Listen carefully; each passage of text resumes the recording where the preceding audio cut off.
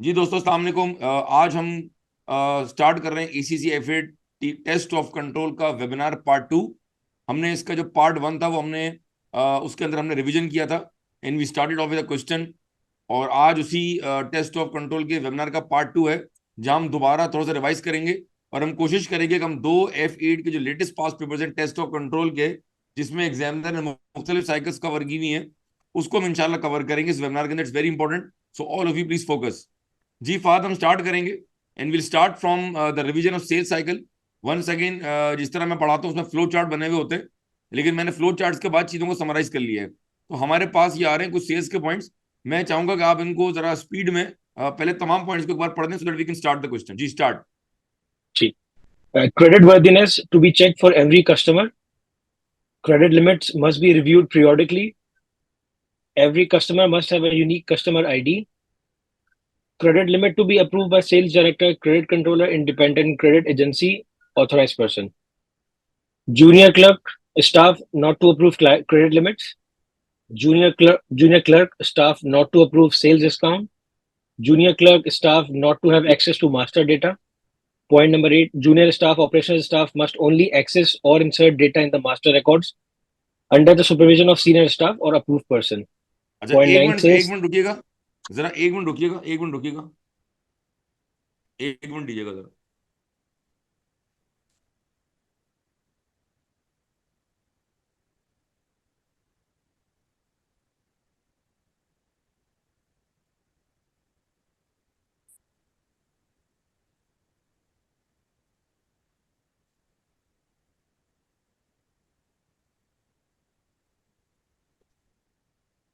Audionic, the sound master. Bluetooth mode.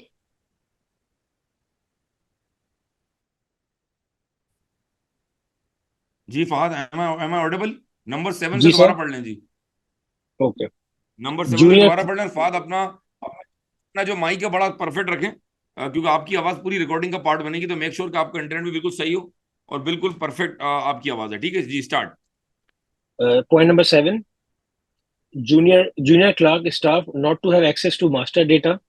Point number 8, junior staff, operational staff must only access or insert data in master records under the supervision of senior staff. Point number 9, sales quotation must be approved. Point number 10, online ordering system must be linked with the inventory system. Number 11, sales discount given must be approved as per SOP of the company. Remember, segregation of SOP का duties. मतलब है SOP का मतलब है standard operating procedure. बहुत सारे बच्चे पूरे टॉपिक कवर करने के बाद ही मुझसे पूछते हैं, सर एसओपी का मतलब क्या होता है? तो एसओपी का मतलब होता है भाई स्टैंडर्ड ऑपरेटिंग प्रोसीजर। जी आगे चलें। Point 12, sales order must be documented, sequentially pre-numbered and must have minimum 4 copies. अच्छा, Inventory ये levels minimum must four be, copies देख लें। फाद, हर पॉइंट के बाद 4 सेकंड का पॉज दे रहा था, अगर मुझे कोई कमेंट करना है तो मैं ज्वाइन कर लूंगा। तमाम बच्चे नोट कर लें, चाहे वो सेल्स ऑर्डर हो, या वो परचेज ऑर्डर हो, या वो जीआरएन हो, या वो जीडीएन हो, आप नोट कर लें, अपने पास के लिख लें कि तमाम जो कमर्शियल डॉक्यूमेंट्स हैं जो कि सीक्वेंशियल प्री नंबर्ड होते हैं, उनकी कम से कम 4 कॉपी होनी चाहिए, जिसकी डिस्ट्रीब्यूशन हम आगे किसी सवाल के तवज्जो से देख लेंगे। कहीं 5 भी हो सकती हैं, कहीं 6 भी हो सकती हैं, लेकिन इतना नोट करें कि मिनिमम आपके F8 के पेपर के लिए आप याद रखें कि there must be minimum 4 copies. आगे चलें जी। okay. जी। Point number 10, no, point number 12, sales order must be documented, sequentially pre-numbered and must have minimum 4 copies. Inventory levels must be checked at the time of making sales order, either manual or via telephone calls. अच्छा, Sales point order number must be, 30 पे, एक minute, point number 30 में बस मैं सिर्फ आपको एक बात समझा दूं। असल में जब आप ये पॉइंट्स पढ़ रहे हैं ना, तो मेरे पास मेरे जहन में सारे F8 के पुराने सवाल चल रहे हैं, तो बस मैं I just take the liberty कि मैं रिवाइज करा दूं। मिसाल के तौर पे सवाल में लिखा हुआ है कि जो बंदा सेल्स ऑर्डर ले रहा है, जैसे ही वो कस्टमर की कॉल पर ऑर्डर ऑर्डर नोट करता है, जिस तरह वो कस्टमर की कॉल पर ऑर्डर नोट करता है, तो सवाल में लिखा हुआ है उस टाइम वो जब टेलीफोन पर होता है, तो वो उस टाइम इन्वेंट्री को चेक नहीं करता। वो कस्टमर का फोन रखने के बाद, कच्ची पच्ची पर ऑर्डर नोट करने के बाद, फिर वो जो है वो इन्वेंट्री चेक करता है। आई रिपीट, मैंने फोन पर ऑर्डर लिया और मैंने कच्ची पच्ची पर ऑर्डर नोट किया और मैंने इन्वेंट्री बाद में चेक की, तो इसमें ये रिस्क होता है कि अगर आपने at the time of taking order, अगर आपने इन्वेंट्री उस टाइम चेक नहीं की, तो ये रिस्क है कि आप उस इन्वेंट्री का ऑर्डर ले लेंगे, कस्टमर का वो ऑर्डर ले लेंगे जो आपके पास माल एक्चुअल में इन्वेंट्री गोदाम में है ही नहीं। उससे होगा क्या चूंकि आपने उसको टेलीफोन कॉल बाद में करनी है, तो रिस्क है कि अगर आप उसको टेलीफोन कॉल करना भूल गए और अगर वो माल इन्वेंट्री, अगर वो स्टॉक गोदाम में नहीं हुआ, आपके आपके इन्वेंट्री में नहीं हुआ, तो कस्टमर ऑर्डर का वेट कर रहा होगा और आपने उसको डिस्पैच नहीं किया होगा। तो this can have an impact on the future sales, company की गुडविल जो है वो खराब हो सकती है। ये पॉइंट समझ आया आप लोगों को? जी सर, ये उसमें भी था। ठीक है, चूंकि ये सुबह इलेक्टिव में। सुबह मैंने चाय चाय का स्टार्ट ले लिया, तो थोड़ा सा गले को वार्म होने में टाइम लग रहा है, तो उसके लिए बड़ी माजरत है। इंशाल्लाह 5-10 मिनट में जो है वो गला ल्यूब्रिकेट हो जाएगा। जी, नंबर 14 पे आए जी, नंबर 14। जी, sales order must be timely communicated to dispatch department, stores, warehouse, as the case may be. ठीक है। Daily pickup list must be prepared by dispatch department, warehouse, and store department. ठीक है, जो daily pick list है, ये जो daily pick list है, अगर मैं इसकी वजाहत कर दूं, बहुत सारे मैं ग्रुप पे देखता हूँ बच्चे एक दूसरे से सवाल पूछते हैं डेली पिक लिस्ट क्या होती है। मिसाल के तौर पे ये कंपनी का वेयरहाउस है, अगर आपको मेरी स्क्रीन दिख रही फार, जी सर, दिख रही है। ये आपका सपोज करें ये आपका वेयरहाउस है, और यहाँ से आपके गुड्स जो है ना वो ट्रांसपोर्ट होते हैं, यहाँ गाड़ियां खड़ी हुई और यहाँ से माल जो है वो निकल के वो फैक्ट्री के गोदाम से बाहर निकलता है। ठीक है, ये यहाँ गेट पास बनता होगा जीडीएन। अच्छा, जीडीएन बनने के भी दो पॉइंट होते हैं, या तो वेयरहाउस के गेट से निकलेगा तो भी जीडीएन बन सकता है, और कुछ कंपनियां जो है वो जब वो गाड़ी जो है वो मेन गेट से निकलती है तो वहां भी जीडीएन बन सकता है। जब मैं सीमेंस पाकिस्तान में था तो एक कागज यहाँ बनता था और जो मेन जीडीएन था वो कंपनी के मेन गेट पर बनता था। ये डिपेंड करता है कंपनी का एसओपी क्या है। एक बात तो ये हो गई है। अब ये डेली पिक लिस्ट क्या है? मिसाल के तौर पे लाइन से ऑर्डर लगे हुए हैं, ऑर्डर नंबर 1, ऑर्डर नंबर 2, 3, 4, 5, 6। अब जो उसमें स्टाफ काम कर रहा है वो क्या करेगा? वो डेली के बेस पर ये लिस्ट से पिक लिस्ट है, ये बेसिकली वो कागज है जहां से आप चीजों को लाइन से पिक करते हैं और आप नंबरिंग के बेस के ऊपर यानी फीफो बेस के ऊपर जो है वो आप माल कस्टमर को डिस्पैच करते हैं। तो जो डेली पिक लिस्ट है, अगर मैं इसको आसान करके बताऊं, वो लिस्ट जो डेली बेस पे बनती है जिसमें से आप शिपमेंट के लिए माल को पिक करते हैं, बेसिकली वो ऑर्डर्स होते हैं, उसको हम कहते हैं डेली पिक लिस्ट। जी, आगे चल रहे हैं।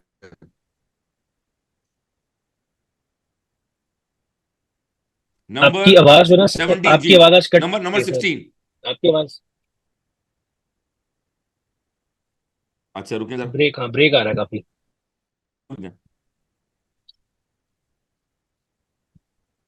सर मैं ऐसा फील कर रहा हूँ कि आप शायद ज्यादा जगहों पे मतलब ऑनलाइन हुए हुए होते हैं, तो इस वजह से वो इंटरनेट जो है ना वो आपका डिस्ट्रीब्यूट हो रहा होता है।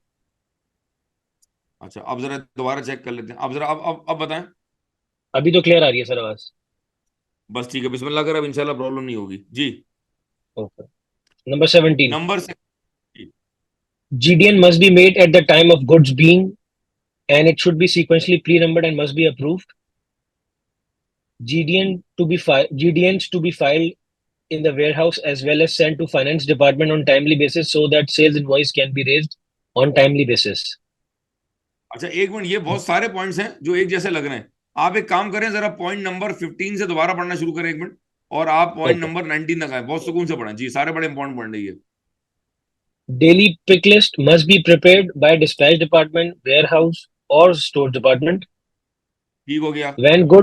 When goods are being dispatched, packing list must be prepared and must be compared with the customer purchase order, sales order, and daily pick list. अच्छा, एक मिनट रुक जाए। GDN must. ये जो पैकिंग, एक मिनट फाद, एक minute रुके, हर point के बाद रुके 5 मिनट। बेसिकली होता क्या है कि भाई मिसाल के तौर पे मुझे ऑर्डर मिला हुआ है, और मुझे जो ऑर्डर मिला हुआ है लेट्स से उसमें 100 लैपटॉप्स हैं, तो मैंने वो 100 लैपटॉप जो है वो एक बड़े से कार्टन के अंदर डाल के और मैंने पैक कर दिए। मैंने बड़े से, मैं रिपीट कर रहा हूं, मैंने क्या कहा? मैं ये कह रहा हूं कि मैंने जो 100 लैपटॉप का ऑर्डर था वो मैंने एक बड़े से कार्टन के अंदर, गत्ते के कार्टन के अंदर डाल के, ये देखें अगर आपको नजर आ रहा है सारे लैपटॉप रखे हुए, ठीक है जी, एक बड़ा सा कार्टन है ये। अब होगा क्या कि इस कार्टन के बिल्कुल फेस के ऊपर आप एक स्टिकर एम्बोस करेंगे, प्लेस करेंगे, उसको हम बोलते हैं पैकिंग लिस्ट। क्या बोलते हैं उसको? Packing list. अच्छा, इस पर क्या लिखा हुआ होगा? इस पे जो कस्टमर ने हमें ऑर्डर दिया होगा उसके अगेंस्ट जो हमने सेल्स ऑर्डर इशू किया होगा उस पर वो सेल्स ऑर्डर नंबर भी आ रहा होगा, कस्टमर का नाम भी आ रहा होगा, जहां लोकेशन पर हमने डिस्पैच करना है वो भी आ रहा होगा। ठीक है जी। इससे क्या होगा, जब एक बार आप फाइनल इन्वेंट्री को चेक कर रहे होंगे डब्बे में डालने के बाद, तो आप जरा इस तमाम चीजों को पैकिंग लिस्ट से एक बार कंपेयर कर लेंगे, और जब ये माल कस्टमर के पास पहुंचेगा तो कस्टमर को पता होगा अच्छा इसमें इस पूरे डब्बे के अंदर ये वाला माल मौजूद है। तो कस्टमर की आसानी के लिए हम जो है ना वो उस पे लगाते हैं पैकिंग लिस्ट, जिसके अंदर वो तमाम गुड्स हैं जो बेसिकली जिसका उसने ऑर्डर दिया था और जो हम उसको शिप कर रहे होंगे। तो बहुत मरतबा बच्चे कंफ्यूज करते हैं जी पैकिंग लिस्ट में और पिक लिस्ट में क्या फर्क है। भाई ये दो अलग अलग चीजें होती हैं। एक मिनट दीजिएगा जरा।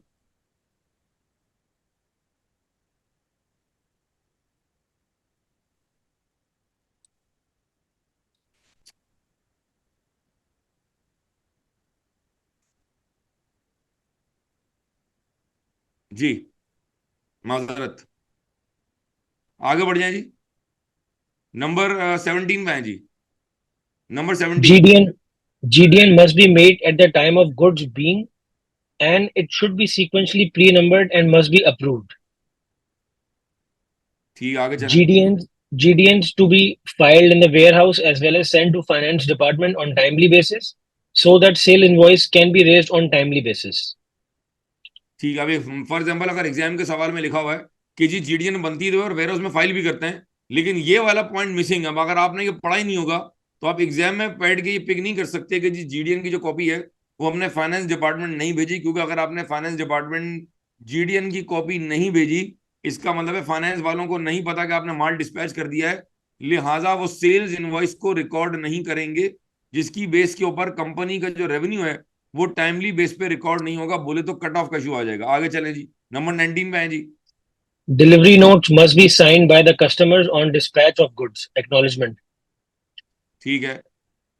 Sales अच्छा, invoice must be एक और कंफ्यूजन होती है कि जी डिस्पैच नोट में और जो है ना वो जीडीएन में क्या फर्क है। ठीक है, तो अगर मैं क्लियर कर दूं, थोड़ा सा क्लियर कर दूं उसको मैं। जब माल फैक्ट्री के गेट से निकलता है, सपोज करें कि ये सीमेंस पाकिस्तान है और ये माल डिस्पैच कर रहे हैं, तो सीमेंस पाकिस्तान जो गेट पे नोट बनाएगा, जो कागज बनाएगा, उसको बोलते हैं जीडीएन। ठीक है जी। अब ये माल पहुंच गया कस्टमर के पास, ये रहा कस्टमर। जब ये माल कस्टमर के पास पहुंचेगा तो कस्टमर से भी एक्नॉलेजमेंट लेंगे। उस एक्नॉलेजमेंट को लेने के दो कागज है, या तो आप उसको कह रहे हैं डिलीवरी नोट, या आप उसको कह रहे हैं डिलीवरी नोट, या आप उसको कह रहे हैं डिस्पैच नोट। बात समझ आइए भाई मैंने क्या कहा। जी. ये दोनों वो कागज हैं जिसपे कस्टमर अपना साइन कर रहा है कि हाँ भाई मैंने गुड रिसीव कर लिए हैं, एज एन एक्नॉलेजमेंट मैंने गुड रिसीव कर लिए हैं। ये कागज वो बंदा साइन ले रहा है जिसने माल डिस्पैच किया है, जो कि हमारा ट्रांसपोर्टर होगा जिसपे माल जा रहा है, ये वहां साइन होगा। लेकिन जो कंपनी के गोदाम से माल निकला था वो हमारे ही कागज था, उस पर हमने उसी वक्त साइन ले लिया था जब ये ट्रांसपोर्टर जो है ये कंपनी के गेट से बाहर निकला था। बस मैंने क्लेरिफाई कर दिया, ठीक है। मैं उम्मीद कर रहा हूँ कोई कंफ्यूजन नहीं। आगे चलें जी, नेक्स्ट पे हैं जी। जी Okay. Number Sale 20। 20. Sales invoice must be sequentially pre-numbered and must be approved by responsible official. Sales invoice आगे। must be dispatched to customers on timely basis. ठीक है। Invoice must be prepared either by the sales department or finance department as the case may be, as per SOP ठीक of है। the company. Sales department shouldn't be involved in the recovery of receivable or chase receivables. ठीक है। Communication within sales department should be formal via email, internal memorandum, or other formal document. ठीक है। All documents prepared must be approved and sequentially pre-numbered. बिल्कुल ठीक है। There must be timely reconciliation of receivable balance with the customer records via customer statements, and these may be reviewed by responsible official. ठीक है। Customer information held by the organization is highly confidential. That is, every employee in the organization must not have access to such confidential data, including operational manager, line manager, sales staff, and junior staff clerks. ठीक हो गया। There must be segregation of duties at all level. ठीक है जी असरात, ये हमने मुकम्मल किए सेल्स के 28 पॉइंट। मैं अपनी बात पर आज भी कायम हूँ। जब भी आप या मेरे साथ वेबिनार में जब भी आप टीओसी का सवाल स्टार्ट करेंगे तो सबसे पहले अगर आप मिसाल के तौर पर सेल्स साइकिल का सवाल कर रहे हैं तो I would recommend, Hamli recommend, कि सबसे पहले आप इन पॉइंट्स को एक बार दोहरा लें। इससे बड़ा जबरदस्त ब्रशअप हो जाता है और आपको एकदम से ना पॉइंट रिकॉल भी हो जाते हैं और आपको थोड़ा सा कॉन्फिडेंस भी आ जाता है। अच्छा, before I start the question, मेरा सबसे सवाल है कि इस पॉइंट में कोई ऐसा पॉइंट जो आप चाह रहे हैं कि मैं रिपीट कर दूं, आपको समझ नहीं आया है, तो अगर आप मुझे चैट बॉक्स में बता दें, अगर अपना माइक अनम्यूट कर लें आप। इसमें ऐसा कौन सा पॉइंट है that you want me to explain again quickly, your 5 seconds. Let's make it more interactive. कोई ऐसा बच्चा जिसको कोई पॉइंट समझना है तो वो माइक अनम्यूट कर सकता है और मुझसे डायरेक्ट बात पूछ सकता है। ठीक है जी, ओके, ऑल गुड। ठीक है फाद, आगे बढ़ेंगे, और इससे पहले कि हम सवाल स्टार्ट करें, I want you to also recap purchase cycle for us. जी, परचेज साइकिल पढ़ेंगे। पहले माल हम बेच रहे थे, अब हम माल परचेज कर रहे हैं। पहले माल मेरी फैक्ट्री से जा रहा था, अब माल मेरी फैक्ट्री में आ रहा है। ठीक है जी।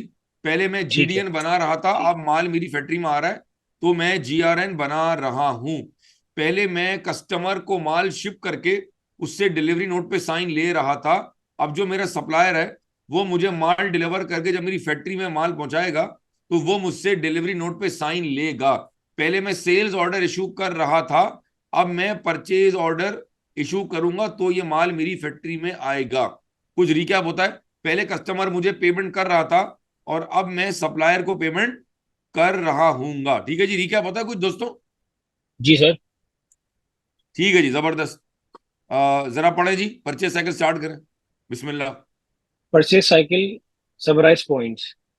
Material requisition, purchase requisition to be made for all purchases. Material requisition, purchase requisition must be sequentially pre-numbered and approved by responsible person, authorized personnel. अच्छा, सिर्फ एक बात मैं Quotation. क्लियर कर दूं कि बहुत सारे सवालात में कहीं एमआर का वर्ड इस्तेमाल होता है और कहीं पीआर का वर्ड इस्तेमाल होता है। कुछ कंपनीज में एमआर बनती है मटेरियल रिक्विजिशन, और कुछ कंपनीज में बनती है परचेज रिक्विजिशन। ये एक ही चीज है, डिपेंड करता है कंपनी की पॉलिसी क्या है।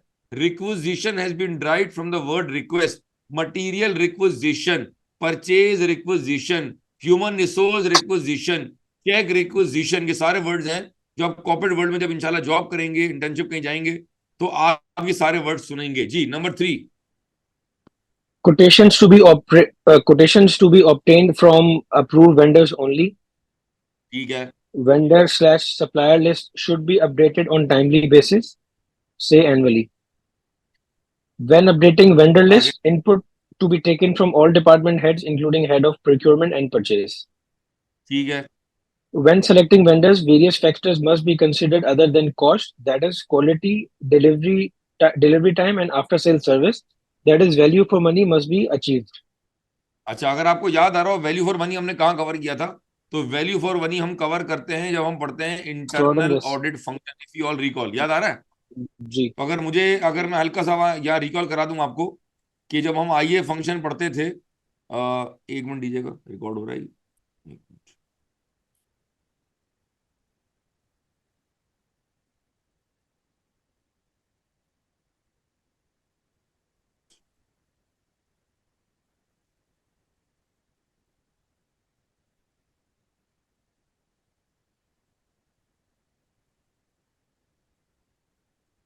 ठीक है जी, सॉरी, आखिरी बात क्या कही मैंने?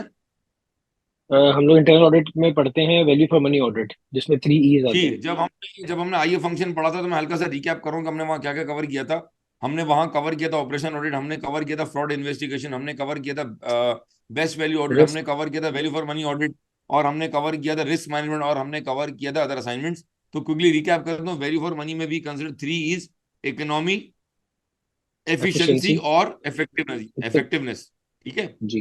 3 E's को दोबारा बता रहा हूं जो हमने कवर किया था, एक था इकोनॉमी, एक था एफिशिएंसी, और एक था इफेक्टिवनेस। ऐसा ही दोस्तों। तो अगर जी। एग्जाम के सवाल में ही लिखा हुआ है कि जी हम सप्लायर से माल परचेज करते हैं, वेंडर से माल परचेज करते हैं, लेकिन हम सिर्फ ये देखते हैं, हम उस सप्लायर को ऑर्डर देते हैं जो हमें सबसे जल्दी माल डिलीवर कर देता है, तो यहाँ वीकनेस ये है कि आप सिर्फ एक ही फैक्टर कंसिडर कर रहे हैं कि वो कितना जल्दी हमें डिलीवर करता है। हम ये नहीं देख रहे, हम बाकी फैक्टर्स नहीं देख रहे, और हम ये भी नहीं देख रहे कि उसकी आफ्टर सेल सर्विस क्या है और उसके जो प्रोडक्ट है वो कितना अच्छा है। ये सारी बातें हमने इग्नोर कर दी हैं।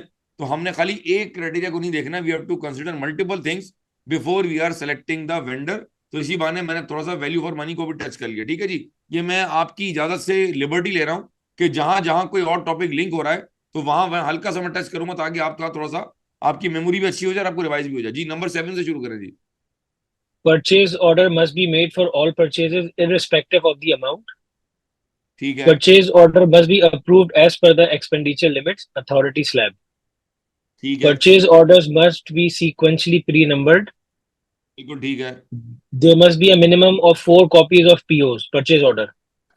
अगर मैं पॉइंट नंबर जरा 8 को दोबारा बताऊं कि expenditure must be approve by the purchase order must be approve as per the expenditure limit या अथॉरिटी स्लैब, तो अगर मैं इसकी सिंपल सी मिसाल दे दूं, ये है कि जी अगर मिसाल के तौर पे खर्चा जो है वो 1 रुपए से लेके और लेट से 10,000 तक है, कोई भी करेंसी ले लें आप, INR ले लें आप, दिरहम ले लें, जो भी आप लेना चाहें, तो भाई अगर अगर वो खर्चे यहाँ तक हैं तो लेट से लेवल सी अप्रूव करेगा। अगर वो खर्चे 10,000 से ऊपर हैं और लेट से 10,000 से लेके मिसाल के तौर पे वो आ रहे हैं 50,000 तक, तो भाई वो खर्चे जो है ना मिस्टर सी भी अप्रूव करेंगे, मिस्टर बी भी अप्रूव करेंगे। और अगर ये खर्चे लेट से 50,000 से बढ़ जाएंगे तो फिर ये लेवल सी भी अप्रूव करेगा, लेवल बी भी करेगा और लेवल ए भी करेगा। और लेवल ए में लेट से बोर्ड ऑफ डायरेक्टर्स। तो ये जो कंपनी की पॉलिसी है कि कौन से खर्चे कब अप्रूवल होंगे और वो किस स्लैब में जाएगा तो कहाँ कौन साइन करेगा, इसको हम कॉर्पोरेट वर्ल्ड में कहते हैं एक्सपेंडिचर लिमिट, या हम इसको कहते हैं अथॉरिटी स्लैब। आगे चलो जी, number 11। Goods must be inspected on arrival for quality and quantity. ठीक है, GRNs must be made for all goods received. ठीक है, GRNs must be sequentially pre-numbered and must be approved by authorized person slash responsible official. बिल्कुल ठीक है, GRNs must be reconciled with purchase order and delivery challan, documentation of transportation. बिल्कुल ठीक है, Minimum 4 copies of GRNs must be maintained and copy must be sent to finance department on timely basis. ठीक है। अच्छा एक minute रुक जाओ जरा, मैं पॉइंट नंबर 14 15 को दोबारा वजात करना चाहूंगा। वो कह रहा है GRN must be reconciled with the purchase order and delivery challan. इसकी इसकी लॉजिक ये है कि ऐसा तो नहीं है कि जो तुमने ऑर्डर दिया था वो कुछ और है और जो तुमने गुड रिसीव किया वो कुछ और है। मिसाल के तौर पे जो हमने PO रेस किया था उसके अंदर मिसाल के तौर पर थी 100 क्वांटिटी, और जो माल फैक्ट्री में एक्चुअल में GRN के जरिए आया है जिसपे GRN बनी है उसमें आ रहा है 80, और जो सप्लायर की बाद में इनवॉइस आ रही है उसमें लेट से आ रहा है 120। क्या मेरी बात समझ आ रही है? ये पॉसिबल नहीं है। ये तीनों आपस में रिकनसाइल होने चाहिए, वरना ये रिस्क है कि या तो आप ज्यादा पेमेंट कर रहे होंगे या आप कम पेमेंट कर रहे होंगे, और ये भी रिस्क है कि आप उन गुड्स की पेमेंट करें जो एक्चुअल में आपने अभी रिसीव ही नहीं किए हैं। क्या ये बात समझ आ रही दोस्तों? Is my voice very clear please? It is very clear. रोजाना हमारे अंदर इंटरनेट के रोज मसाइल होते हैं, टेक्नोलॉजी हमारे हाथ में नहीं। मेरा गला तो मेरे मेरे काबू में है, मेरे चाय का कप मेरे काबू में है, लेकिन ये टेक्निकल जो चीजें चल रही हैं ये मेरे काबू में नहीं है। और आप जो उस वक्त ऑनलाइन है, आप बिस्तर में आपकी आंख लग गई, आप सो गए, आप कहाँ से बैठ के क्लास ले रहे हैं, ये मेरे काबू में नहीं है। ठीक है जी, आगे चलें। अच्छा, जब पॉइंट नंबर हमारे पास है जनाब 15। 15 इज वेरी इंपॉर्टेंट, अगर आप दोबारा पढ़ लें एक बार फास्ट, 15 बहुत इंपॉर्टेंट है। Minimum 4 copies of GRNs must be maintained and copy to finance department must be sent on timely basis. अच्छा, मैं इस पॉइंट की वजाहत इसलिए कर दूं क्योंकि जब जब परचेज साइकिल के एग्जाम में सवाल आता है, जब जब मुझे ऐसा लगता है कि कुछ पॉइंट्स ऐसे हैं जो एग्जामिनर को बहुत पसंद है जो वो सेल साइकिल में पूछता है, और कुछ पॉइंट परचेज साइकिल में ऐसे हैं जो एग्जामिनर हमेशा पूछता है। तो अगर मिसाल के तौर पर ये कंपनी का गोदाम है, लेट से ये कंपनी का वेयर हाउस है, और आप माल रिसीव कर लेते हैं और आप यहाँ बनाते हैं GRN, ठीक है। अब GRN की हम कह रहे हैं 4 कॉपीज हैं, तो एक कॉपी तो वेयर हाउस में रहेगी, ठीक होगी बात। जिसने माल मंगाया था, जिस डिपार्टमेंट ने गुड्स मंगाए थे, सपोज करें वो मार्केटिंग डिपार्टमेंट था, तो एक कॉपी अब उनको दे देंगे, ठीक हो गई बात। अच्छा, एक कॉपी कहाँ जाएगी? एक कॉपी जाएगी फाइनेंस के अंदर, एक कॉपी चली गई फाइनेंस के Finance. अंदर, और एक कॉपी या तो ट्रांसपोर्ट वाले अपने पास रख लेंगे या वो रखेंगे प्रोक्योरमेंट वाले, क्योंकि माल मंगाया किसने है? माल मंगाया प्रोक्योरमेंट डिपार्टमेंट ने, याद आ रहा है?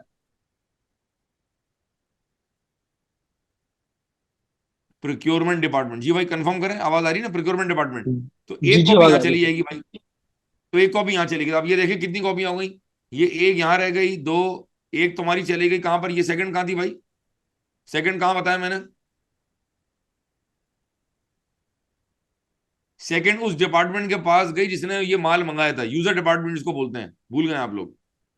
एक कॉपी गई फाइनेंस, और एक कॉपी गई उस डिपार्टमेंट के पास जिसने एक्चुअल में परचेज ऑर्डर बनाया था, रेस किया था। अब जरा मेरा पॉइंट समझे, एग्जाम के सवाल में लिखा हुआ है जी GRN बनती है, सीक्वेंशियल प्री नंबर्ड है, डेटेड है, और उसको हम वेयर हाउस में फाइल कर देते हैं। तो सवाल में रिस्क ये होगा कि अगर आपने सिर्फ वेयर हाउस में फाइल कर दी तो बाकी 3 लोगों को बस कोई रिकॉर्ड ही मेंटेन नहीं होगा। और सबसे जो बड़ा रिस्क है वो फाइनेंस का है। अगर इनको GRN की कॉपी नहीं मिलेगी तो ये अपने पास परचेज और पेबल रिकॉर्ड कैसे करेंगे? क्या मेरी बात समझ आ रही है? जब तक के फाइनेंस Yes. वालों को ये नहीं पता कि हमने माल रिसीव कर लिया है, ये अपने पास परचेज रिकॉर्ड नहीं कर रहे होंगे, प्रॉब्लम ऑफ कट ऑफ भी आएगा। दूसरा रिस्क ये है कि अगर सप्लायर ने इनको भेज दी इनवॉइस, सप्लायर की आ गई इनवॉइस, या इसको बोलते हैं परचेज इनवॉइस, तो ये उस गुड्स की पेमेंट कर देंगे जो इनको पता ही नहीं कभी माल रिसीव हुआ है कि नहीं हुआ है। तो यहां पर दो रिस्क है, एक तो रिस्क ये कि ये रिकॉर्ड ही नहीं होगा, अंडर रिकॉर्डिंग हो गई, कट ऑफ का मसला आ गया। दूसरा ये कि इनवॉइस की बेस पर उन गुड्स की पेमेंट कर देंगे जो अभी कंपनी ने रिसीव ही नहीं किए, नॉट रिसीव्ड, नॉट रिसीव्ड या नॉट येट ऑर्डर्ड। ये रिस्क है। अब ये रिस्क क्यों है? क्योंकि इनके पास जीआरएन की कॉपी नहीं है, इनके पास जीआरएन की कॉपी जानी चाहिए। कुछ समझ आ रहा है भाई? ये सारी बातें जी सर। नॉर्मल लेक्चर में कवर की गई हैं, बहुत डिटेल में बताया गया है। आज रिवीजन है तो मैं हल्का सा कुछ इंपॉर्टेंट पॉइंट्स को रिकैप कर रहा हूं, आई होप क्या माइंड नहीं करेंगे। आगे चलें जी। Number next 16। Okay. Supplier invoiced must be reconciled with PO, GRN, and delivery challan. जी Liability to be recorded on the basis of GRN and not on the basis of supplier invoice. बिल्कुल सही, आगे चलें। Junior clerk, junior staff, operational staff must not have access to supplier vendor master data file, confidential information ठीक of है, supplier. ठीक हो gaya. There must be timely reconciliation of supplier balance, of a company balance via supplier statement, and these statements must be reviewed by responsible official. ठीक, आगे चलें। There must be a combination of operational, technical, and finance staff personnel as per the authority's lab when approving the purchase order for capital expenditure items relevant to capital ठीक है जी, expenditure cycle. ठीक है जी। अगर मैं point number 19 20 को एक बार जरा दोबारा आपको गो थ्रू करा दूं, तो नंबर 19 में लिखा हुआ है कि there must be timely reconciliation of supplier balance, जो कि हमारा कंपनी के बुक्स में आ रहा है, of our company balance via supplier statement, and the statement must be reviewed by responsible official. अगर मैं याद आ रहा हूं तो जब हमने सब्सटैंटिव प्रोसीजर कवर किए थे, तो ये हमारा एक सब्सटैंटिव प्रोसीजर भी था जब हम बात करते हैं टू वेरीफाई ट्रेड पेबल, अगर हमें याद आ रहा हो तो। ठीक है, बहरहाल अभी हम टीओसी की बात कर रहे हैं। नंबर 20 में वो बड़ा इंपॉर्टेंट बात कर रहा है, वो कह रहे हैं there must be a combination of operational, technical and finance staff personal as per the authority slab when approving purchase order for capex relevant to capex cycle. अभी थोड़ी देर पहले अगर आपको याद आ रहा हो, अगर ये स्क्रीन आपको नजर आ रही है तो ये देखें, ये क्या दिख रहा है आपको, नजर आ रहा है ये मैंने आपको क्या समझाया था? ये मैंने आपको समझाया था अथॉरिटी स्लैब्स, ऐसा ही है भाई दोस्तों। ऐसी है। मैं ये बताना चाह रहा हूं कि हम हमारी कंपनी की एक और पॉलिसी भी है कि भाई मिसाल के तौर पे अगर इन कागजात को, ये जो हमने परचेज की है, और हम कह रहे जी अगर खर्चा यहाँ से यहाँ तक होगा तो ये होगा, ये साइन करेंगे, फिर हमने कहा जी यहाँ से यहाँ तक होगा तो ये साइन करेंगे, तो अगर ये जो लोग हैं, मैं रेड पेन यूज कर रहा हूँ, अगर ये जो लोग हैं, ये और ये, अगर ये सारे के सारे लोग फाइनेंस के होंगे तो भी मसला है, अगर ये सारे के सारे टेक्निकल लोग होंगे तो भी मसला है। तो वो कह रहा है भाई कि आप इसमें कॉम्बिनेशन रखें ताकि सबकी इक्वल जिम्मेदारी हो। अगर खाली फाइनेंस के लोग रख लेंगे तो वो अमाउंट के चक्कर में क्वालिटी पे कॉम्प्रोमाइज कर जाएंगे। अगर आप इसमें सारे टेक्निकल बंदे रख देंगे तो हो सकता है कि वो क्वालिटी के चक्कर में आपके बजट की कॉम्प्रोमाइज कर दें। अगर इसमें सारे जूनियर लोग होंगे तो बोर्ड ऑफ डायरेक्टर्स तक बात पहुंचेगी नहीं। अब मेरी बात समझ आइए कुछ? अगर मैं सवाल का आपको रेफरेंस दे दूं, ये एग्जामिनर ने कहा पूछा हुआ है, ये एग्जामिनर ने पूछा हुआ है, टीओसी का सवाल है, जून 2012। सवाल का नाम है पेयर इंटरनेशनल, जो मेरा बड़ा फेवरेट सवाल है, नोट कर लें। पेयर इंटरनेशनल के अंदर इसी कॉन्सेप्ट की टेस्टिंग वहां की गई है। जी को समझ आया दोस्तों? जरा पॉइंट नंबर 20 दोबारा पढ़ने Fahad ji. There must be a combination of operational, technical, and finance staff personnel as per the authority's lab when approving purchase order for capital expenditure items. Relevant to capex cycle, ठीक है जी। हजरात ये हमने मुकम्मल की अल्हम्दुलिल्लाह। हमने बहुत ही क्विकली जो है घड़ी देखते हुए हमने परचेज साइकिल के भी पॉइंट्स हमने रिवाइज कर लिए हैं। मैं उम्मीद कर रहा हूँ कि थोड़ा सा रिकैप हो गया है, वरना फायदा नहीं, सवाल आप शुरू कर देंगे, मैं सवाल पढ़ता रहूंगा, और चूंकि वन साइडेड शो चल रहा है तो आप बोलेंगे हाँ जी ऐसा ही है, तो मैं चाह रहा हूँ थोड़ा सा रिवाइज भी हो जाए। तो अब मैं आपको दे रहा हूँ 10 सेकंड कि अगर परचेज साइकिल में you want me to repeat some point let me know. आप अपना माइक अनम्यूट कर सकते हैं और मुझसे डायरेक्ट बात कर सकते हैं भाई। हम वेबिनार को भी इंजॉय कर सकते हैं और इसको इस तरह हम कर सकते हैं जैसे कि हम फिजिकल क्लास में बैठे हुए हैं। I don't mind people asking me multiple question, मुझे अच्छा लगता है आप सवाल पूछते हैं, तो ऐसा लगता है कि मेहनत वसूल हो गई है।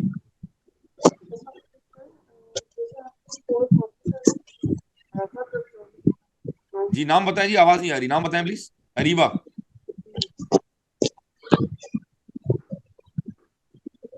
जी आपकी अरीबा, फोर आवाज आ रही है? जी सर, मुझे आपकी आवाज आ रही है, आपको मेरी आवाज आ रही है? जी बिल्कुल, अब क्लियर आ रही है, बोलें जी। जी, सर मैं कह रही थी आपने जो 4 कॉपी वाला जीआरएन का पॉइंट बताया था, आप उसको प्लीज रिपीट कर देंगे एक दफा? ठीक है, मैं रिपीट कर देता हूँ। उसामा, आपका कोई पॉइंट है? उसामा, उसामा फारूकी।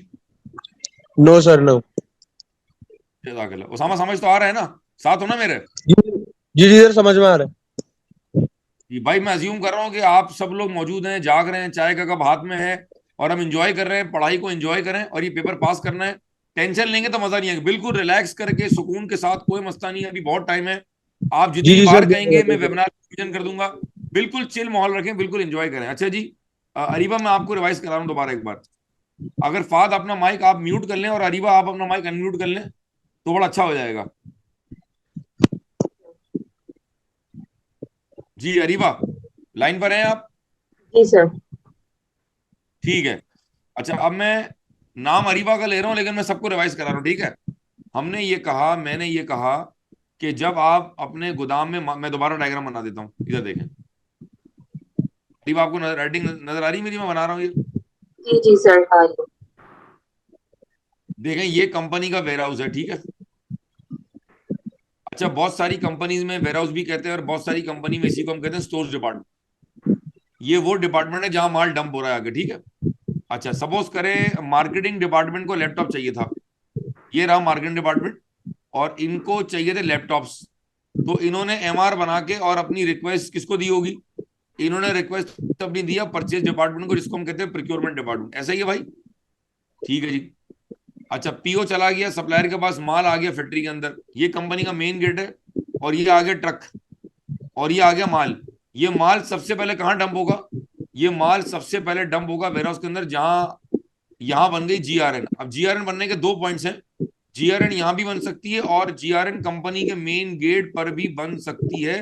हमारा झगड़ा ये नहीं है कि जीआरएन कहां बनती है, हमारा झगड़ा ये है कि जीआरएन बनती है, सीक्वेंशियल प्री नंबर्ड है, उस पे जो जहां से माल आ रहा है उस पार्टी का नाम है, और उस पे ऑथोराइज बंदे ने साइन किया कि नहीं किया है। और एक आखिरी बात, कि जब हमने माल रिसीव किया है तो डेफिनेटली हमने कोई परचेज ऑर्डर दिया होगा, तभी माल आया होगा। तो जीआरएन पर हम परचेज ऑर्डर का रेफरेंस भी लिख देते हैं। एक बात तो ये हो गई। अब मैं कह रहा हूं जीआरएन की 4 कॉपियां बनेगी, जो सवाल था आपका रीवा। एक कॉपी जाएगी जिसने पीओ बनाया था, एक कॉपी उसको देंगे जिसने गुड्स मंगाए थे, एक कॉपी देंगे वेयरहाउस को जिसने माल रिसीव किया है। अब मुझे बताएं असल डिपार्टमेंट कौन सा है रीवा? आप ही बताएं मुझे। Sir finance department. अब मुझे बताएं कि जब तक फाइनेंस वालों को जीआरएन की कॉपी नहीं जाएगी तो इनकी अंडरस्टैंडिंग क्या होगी? इनकी अंडरस्टैंडिंग ये है कि जी माल अभी नहीं आया है। देखे तो ना ये कौन रिस्क है कि अगर, बाबा। जी जरा माइक म्यूट कर लें जी, जरा माइक म्यूट कर लें जी, ये पर्सनल बातों की आवाजें आ रही हैं जी।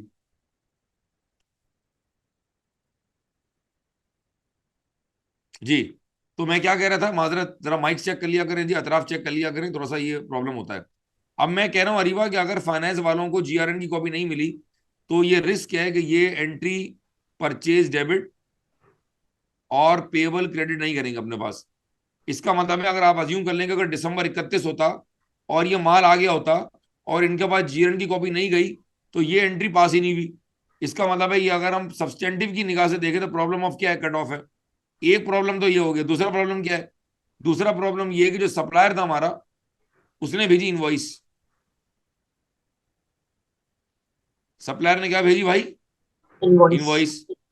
वो इनवॉइस चलेगी फाइनेंस, और फाइनेंस ने बगैर वेरीफाई किए हुए कि जी माल आया कि नहीं आया, उन्होंने इसकी कर दी पेमेंट उठा के।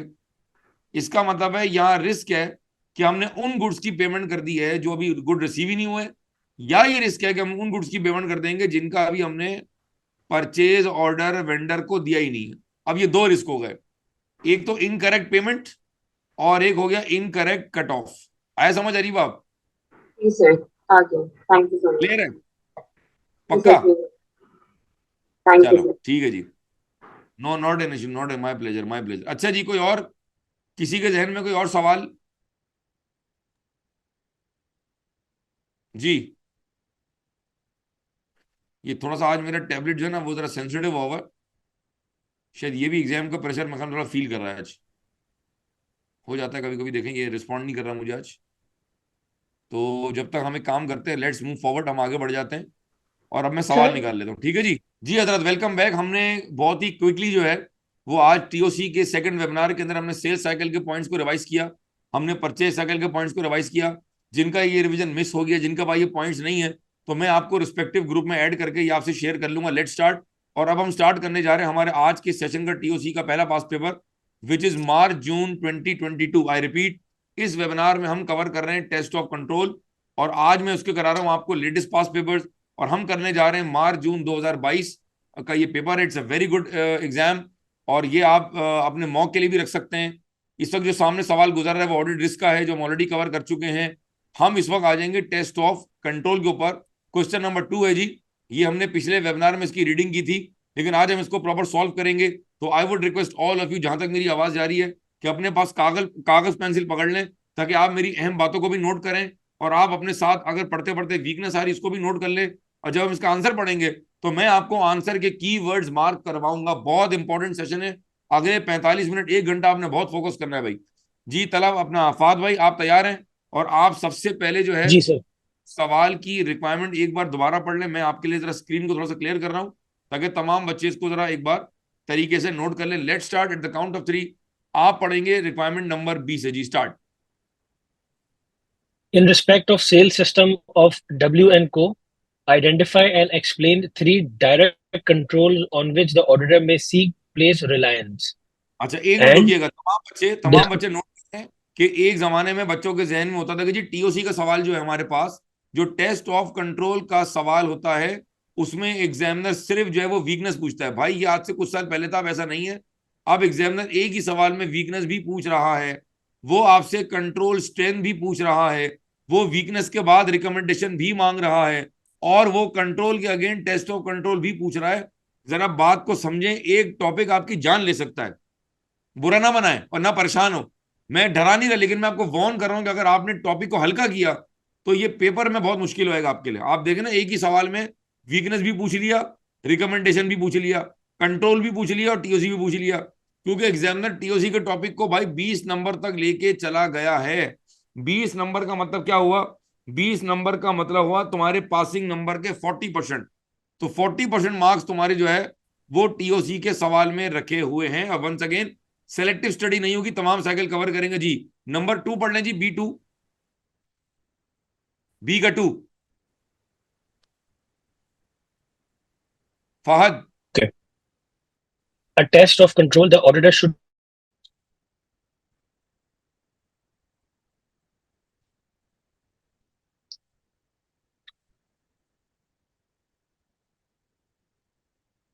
Hello.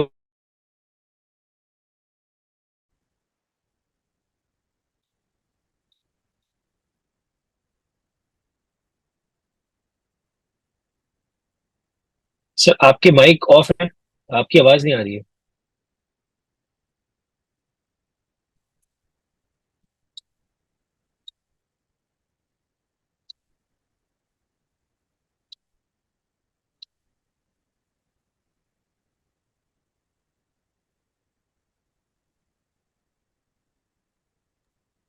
जी सॉरी, आवाज आ रही है अब?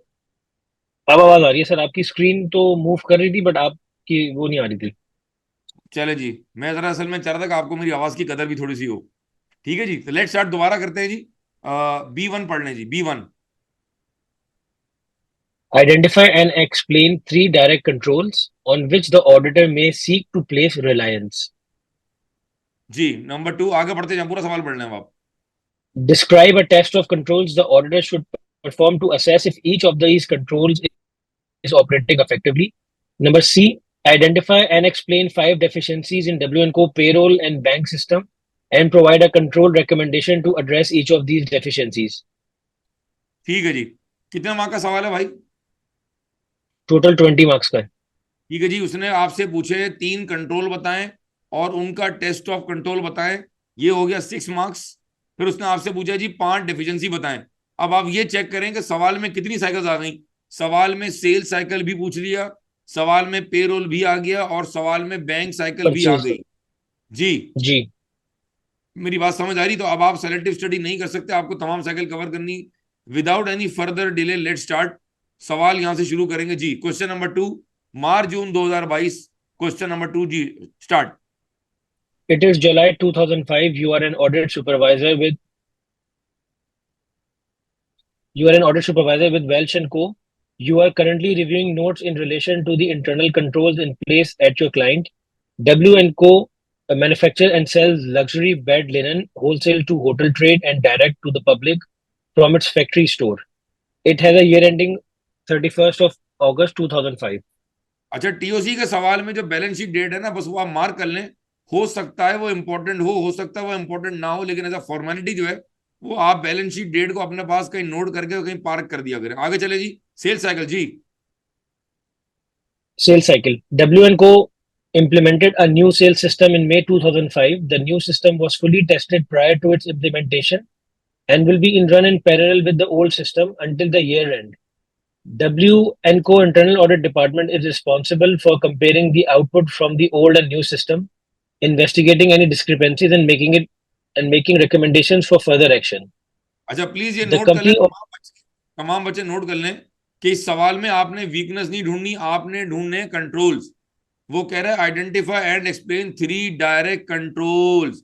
अच्छा, मजे की बात यह है भाई, मजे की बात यह है, अगर मैं इसको हाईलाइट करूं तो खाली आइडेंटिफाई नहीं करना है, एक्सप्लेन भी करना है भाई। ये एक रिक्वायरमेंट है और ये दूसरी रिक्वायरमेंट है। अगर आपने सिर्फ आइडेंटिफाई कर दिया और आपने एक्सप्लेन नहीं किया तो आपका 0.5 मार्क कट जाएगा, क्योंकि 3 है ना पॉइंट। तो 3 2 6, 3 2 6। तो ये 3 पॉइंट कैसे मिलेंगे आपको? ये आपको ऐसे मिलेंगे, एक नंबर ये रहा, एक नंबर ये रहा, एक नंबर ये रहा, और एक नंबर ये रहा। ये आपकी ये आपका कंट्रोल बता रहे हैं आप, और ये आप टेस्ट ऑफ कंट्रोल बता रहे हैं। अब इस एक नंबर का बाइफिकेशन कर देता हूं मैं। 0.5 mark is for the identification and 0.5 mark is to explain कि उस कंट्रोल से क्या होगा। तो अगर किसी ने एक्सप्लेन नहीं किया तो अंदाजा लगा लें कि आपके कितने पॉइंट्स गए। 0.5 प्लस 0.5 और प्लस 0.5, कितना मार्क कट गया भाई? did. 1.5 नंबर की। आपको बात समझ आ रही है? ये मैं इसलिए रिपीट कर रहा हूं कि ऐसे ऐसे सवाल की प्रैक्टिस का कोई फायदा नहीं है अगर आपको मार्किंग स्कीम ही नहीं पता। जी आगे चले जी, स्टार्ट। सेल साइकिल में कहां तक आ गए थे? हमने फर्स्ट पैरा पढ़ लिया, आगे चले जी, जबरदस्त, start. G. The company operates a fully automated credit check process for all its new hotel customers. The automated system generates a credit limit for each new customer, which the sales director approves before the customer can pay an order. She ठीक है, evidences her approval in the system. On a monthly basis, the receivable ledger clerk downloads the age receivable report and review it for outstanding debts. In line with W & Co credit control policy, any debts which are greater than 30 days overdue are then passed to the credit controller department, which contact the customers to resolve any issues and recover the debt. ठीक है जी। Also, on a monthly basis, the account clerk reconciles the receivable ledger control account to the receivable ledger in order to verify month-end receivable balance. Any reconciling items are documented, errors are correctly on timely basis, and then reconciliations are reviewed and approved by financial controller. जी, कुछ समझ आया भाई सवाल? Once again, weakness नहीं ढूंढनी है, आपने ढूंढना है सवाल में अच्छा अच्छा क्या हो रहा है, या बोले तो सवाल में आपने स्ट्रेंथ ढूंढनी है। ठीक है, तो अगर मैं आपकी आसानी कर दूं, अगर मैं जिंदगी आपकी आसान कर दूं मैं यहां से दोबारा पढ़ता हूं। On a monthly basis the receivable ledger clerk downloads the age receivable report. कल बात हो चुकी है कि क्या होता है। ये इसको बोलते हैं डेटर्स एजिंग। इसमें वो बताता है कि जी किस कस्टमर से कितने पैसे लेने हैं और कब से ड्यू हैं। ये मैंने बनाया हुआ अभी इधर, ये पिछले लेक्चर का है। ये 30 दिन पुराना है, ये 30 से 60 दिन पुराना है, ये 60 से 90 दिन पुराना है, और ये 90 दिन से भी पुराना है। इसको बोलते हैं एजिंग बकेट, या इसको बोलते हैं एज रिसीवेबल रिपोर्ट। अच्छा आगे चलें। And review it for outstanding debt in line with W state policy. Any debts which are greater than 30 days overdue, जो 30 दिन से ऊपर हो जाते हैं, are then passed to the credit control department, which contacts the customers to resolve any issues and recover the debt. अब इसमें strength क्या है? इसमें स्ट्रेंथ ये है कि जो आपकी कंपनी की पॉलिसी है कि जहां पैसा आपका 30 दिन से ज्यादा ओवरड्यू हो जाता है, हम उसको फौरन चेस करते हैं, कस्टमर से पूछते हैं भाई कोई दिक्कत तो नहीं है, कोई मसला तो नहीं है, कोई आपको चिंता तो नहीं है इसके अंदर, फिर आप उससे डेट रिकवर कर लेते हैं। इससे होगा क्या, इससे कंपनी के बैड डेट्स कम हो जाएंगे और जो रिस्क ऑफ डिफॉल्ट है या इरिकवरेबल डेट्स है वो क्या हो जाएंगे, वो कम हो जाएंगे। Also on a monthly basis the accounts clerk reconciles the receivable ledger control account to the receivable ledger. ये भी मैंने समझाया था कल आपको पिछले वेबिनार में। ये तुम्हारा कंट्रोल अकाउंट है भाई, ये है तुम्हारा कंट्रोल अकाउंट, और ये तुम्हारे इंडियल अकाउंट है। ए से इतना है, ये बी का लेजर है, ये सी का लेजर है, और ये डी का लेजर है भाई। इन सब का जो क्लोजिंग बैलेंस है, अगर मैं इनको ऐड करूंगा तो वो बन जाएगा मेरा कंट्रोल अकाउंट का क्लोजिंग बैलेंस, और ये वो बैलेंस है जो मेरे अकाउंट्स में जा रहा है। तो अगर ये बैलेंस इससे टाई नहीं हुए तो ये रिस्क है कि मेरे फाइनेंशियल स्टेटमेंट में जो मैं करंट एसेट्स के अंदर रिसीवेबल दिखा रहा हूंगा, that amount will be a wrong amount and that will not be recorded correctly और एक्यूरेटली। ये उसका पॉइंट है भाई। Any reconciling item are documented, errors are corrected on a timely basis, and then reconciliations are reviewed and approved by the financial controller। ठीक है जी, यहां तक बात समझ आती है। अच्छा, मुझे मशवरा दें कि सवाल पूरा पढ़ के आंसर देखें, सॉल्व करें, या मैं आगे बढ़ जाऊं? सर आगे बढ़ जाए, ठीक है जी, पेरोल क्योंकि स्टार्ट करें। आंसर हाँ, आंसर्स बोलो गिवन बोलो। है सर। ठीक है, आंसर्स गिवन है, तो जब हम डिस्कशन कर लेंगे तो ऑटोमेटिकली इसको हम अच्छे से रेफर कर सकते हैं। बहुत आला जी। स्टार्ट करें पेरोल साइकिल, तमाम बच्चे स्टार्ट करें जी मेरे साथ पेरोल साइकिल। जी फात पढ़े। अब क्योंकि सर हम ये क्वेश्चन हमने कल भी किया था, तो अब जो है यहाँ से डेफिशिएंसीज आना शुरू होंगी, तो जो भी इसको सुन रहा है वो अब ठीक है, डेफिशिएंसीज के माइंडसेट से इसको देखे। डन है जी, स्टार्ट करें। W&Co has a human resource department which is responsible for processing joiners and leavers, including preparing and sending authorized joiner forms to payroll department so that new employees can set up correctly on the payroll system. However, when additional staffs are required at short notice, joiner forms are not completed, and instead the production supervisor notifies the payroll department by email on the day of commencement of employment. ठीक है, आगे। Staff are required to work Staff are required to work overtime on a regular basis in order to meet production targets. Overtime is paid monthly in arrears at the end of the month in which it is worked. All ठीक, overtime reports are reviewed on a quarterly basis by the production supervisor after the overtime has been paid. Reviews of overtime reports are evidenced by signature of production director. ठीक है जी। अच्छा, एक minute रुक जाए जरा, एक minute रुक जाए जी जरा, सर। सवाल की रिक्वायरमेंट पे दोबारा लेके आ रहा हूं। वो कह रहा है identify and explain 5 deficiencies in W scores payroll and bank system and provide a control recommendation. 2 column answer दिया जाएगा भाई। एक तरफ आपने बतानी डेफिशिएंसी और एक तरफ आपने बताना है कंट्रोल रिकमेंडेशन। 5 2 10। एक नंबर यहाँ है, एक नंबर यहाँ है।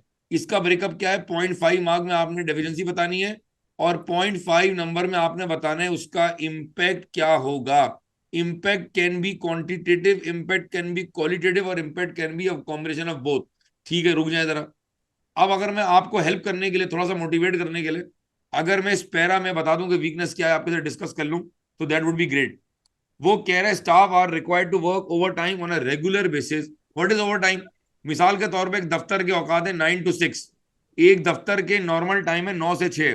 तो जो एम्प्लॉय 6 के बाद काम करेगा या 6 के बाद वो कंपनी में टाइम स्पेंड करेगा, तो कंपनी कह रही है हम तुम्हें इसका ओवर टाइम देंगे, जिसमें हम तुम्हें कुछ एक्स्ट्रा पेमेंट भी देंगे, तुम्हें शायद कन्विंस भी दे देंगे, और हम तुम्हें इसका शायद जो है वो फूड और जो भी तुमने खाना पीने की वो भी रिम्बर्स कर देंगे।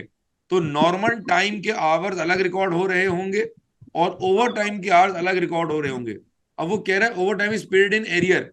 एरियर का मतलब ये है कि जो जून का ओवर टाइम है वो मुझे जुलाई में मिल रहा होगा, और जो जुलाई का ओवर टाइम है वो मुझे अगस्त में मिल रहा होगा। होगा। सवाल ये, मसला ये हो गया है कि यहाँ पे वो कह रहे हैं overtime hours are reviewed on a quarterly basis by the production supervisor after the overtime has been paid. मेरा सवाल तमाम बच्चों से, क्या ओवर टाइम के घंटे पेमेंट से पहले अप्रूव होने चाहिए या बाद में अप्रूव होने चाहिए? जी जवाब दें मुझे। ओवर टाइम के घंटे पहले अप्रूव होने चाहिए। अगर पहले अप्रूव नहीं होंगे और अगर बाद में अप्रूव होंगे तो ये रिस्क है कि आप उन ओवर टाइम घंटों की पेमेंट कर रहे हैं जो या तो एम्प्लॉय ने काम ही नहीं किया होंगे, या अगर उसने काम किया लेट से ज्यादा घंटों का और अगर आपने उसको कम पेमेंट कर दी, तो एम्प्लॉय गुडविल खराब हो जाएगी, एम्प्लॉय नाराज हो जाएगा, उसकी हट जाएगी। कुछ समझ आया? जी सर, इससे ऊपर वाला भी जो पैराग्राफ है उसके अंदर भी एक डेफिशिएंसी है, वो शायद आपने मिस कर दी है या आपने डायरेक्ट ये वाला देख रहे नहीं, मैं डायरेक्ट ये वाला देख रहा हूँ, ऊपर भी डेफिशिएंसी है फहद, मैंने जान के इसको हैं। जी स्किप सर, करके यहाँ पे आ गया हूँ। यहाँ भी है बस भाई। नोटेड है सर, ठीक है। आगे चले ठीक है। जी, स्टार्ट नेक्स्ट पैराग्राफ में, शाबाश। The payroll system automatically calculates wages and deductions for all employees based on standing data. The standing data is reviewed regularly to ensure it is still accurate. However, no checks are performed on the monthly payroll calculations. ठीक है, अगर मैं यहाँ point की वजाहत कर दूं कि भाई जो आपकी मंथली सैलरी जो शीट बनती है वो आपका सिस्टम कैलकुलेट करे, system automatically calculates wages and salaries. ठीक है जी, 1000 एम्प्लॉई हैं, 500 एम्प्लॉइज हैं, उसमें आपका डिफरेंट स्लैब्स हैं, कोई डिप्टी मैनेजर है, कोई असिस्टेंट मैनेजर है, कोई सीनियर मैनेजर है, कोई ट्रेनी है, कोई कोई और जो है ना वो जूनियर स्टाफ है। हर बंदे का एक स्लैब होगा, हर बंदे की एक सैलरी होगी, हर बंदे से टैक्स कट रहा होगा, जो भी आपके लोकल टैक्सेस हैं, एनआईसी कंट्रीब्यूशन है, पेई कंट्रीब्यूट जो भी कट रहा है। अब ये सिस्टम तो कर रहा है। हमने हमने अपने एलएमएस पे जब हमने पेरोल साइकिल कवर किया था तो मैंने बताया था कि सिस्टम पर हमारा पूरा विश्वास है, पूरा ट्रस्ट है, लेकिन सैंपल बेस के ऊपर हम जो सिस्टम की कैलकुलेशन है, जो पेरोल का सॉफ्टवेयर लगा हुआ है, उसको हम मैनुअल भी चेक कर लेंगे सैंपल बेस के ऊपर 5-6, ताकि हमें विश्वास हो जाए, हमें यकीन हो जाए कि हाँ जी हमारा सिस्टम ठीक है। यहाँ वो कह रहे हैं however no checks are perform on monthly payroll calculation. जरा मुझे बताएं, अगर ये नहीं होगा तो मुझे इसका कोई इम्पैक्ट बता दे कि इसका इम्पैक्ट क्या होगा जी। जरा पार्टिसिपेट तो कराएं लोगों से हम। कौन बता रहा है इसका इम्पैक्ट? उसामा, इसका इम्पैक्ट क्या है?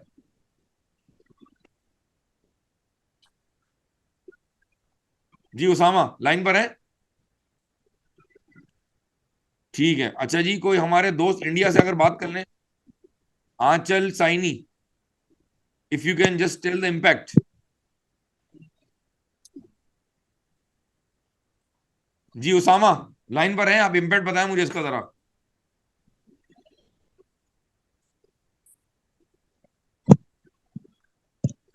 अच्छा ठीक है, मेरे ख्याल में माइक के मसाइल में आई है। फाद आप बता दें मुझे इसका जी इम्पैक्ट सर, क्या है। इसका इम्पैक्ट ये है कि अगर कोई पहले छोड़ के चला गया होगा और नेक्स्ट मंथ हम फिर भी उसको कैलकुलेशन में इंक्लूड करेंगे तो उसको एक एक्सेस पेमेंट हो जाएगी कंपनी की तरफ से। दूसरा, स्टैंडर्ड आवर्स अगर उससे ज्यादा उसने काम किया हुआ होगा तो वो भी एक वो इम्पैक्ट आ सकता है उसमें। ठीक है, मैं तुम्हारे आंसर पे कमेंट नहीं कर रहा, जब हम इसका आंसर पढ़ेंगे तुम खुद क्रॉस चेक करना कि तुमने सही बताया गलत बताया। ठीक है, अच्छा मैं चाहूंगा कि कोई और अगर रीडिंग करना चाहे, Areeba if you can participate, ताकि थोड़ी नींद का गलबा आपका खत्म हो, जुम्मे को देने वैसे ही जरा सुनने का माहौल बना हुआ है। Areeba can you read the remaining question? Areeba sir, ठीक है, फाद आप माइक म्यूट कर लें, अरीबा में ज्वाइन करें जी। Areeba start.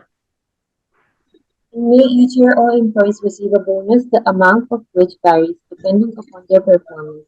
The payroll department receives written notification from the HR manager of the bonus based only on his view of the employee's performance in the year.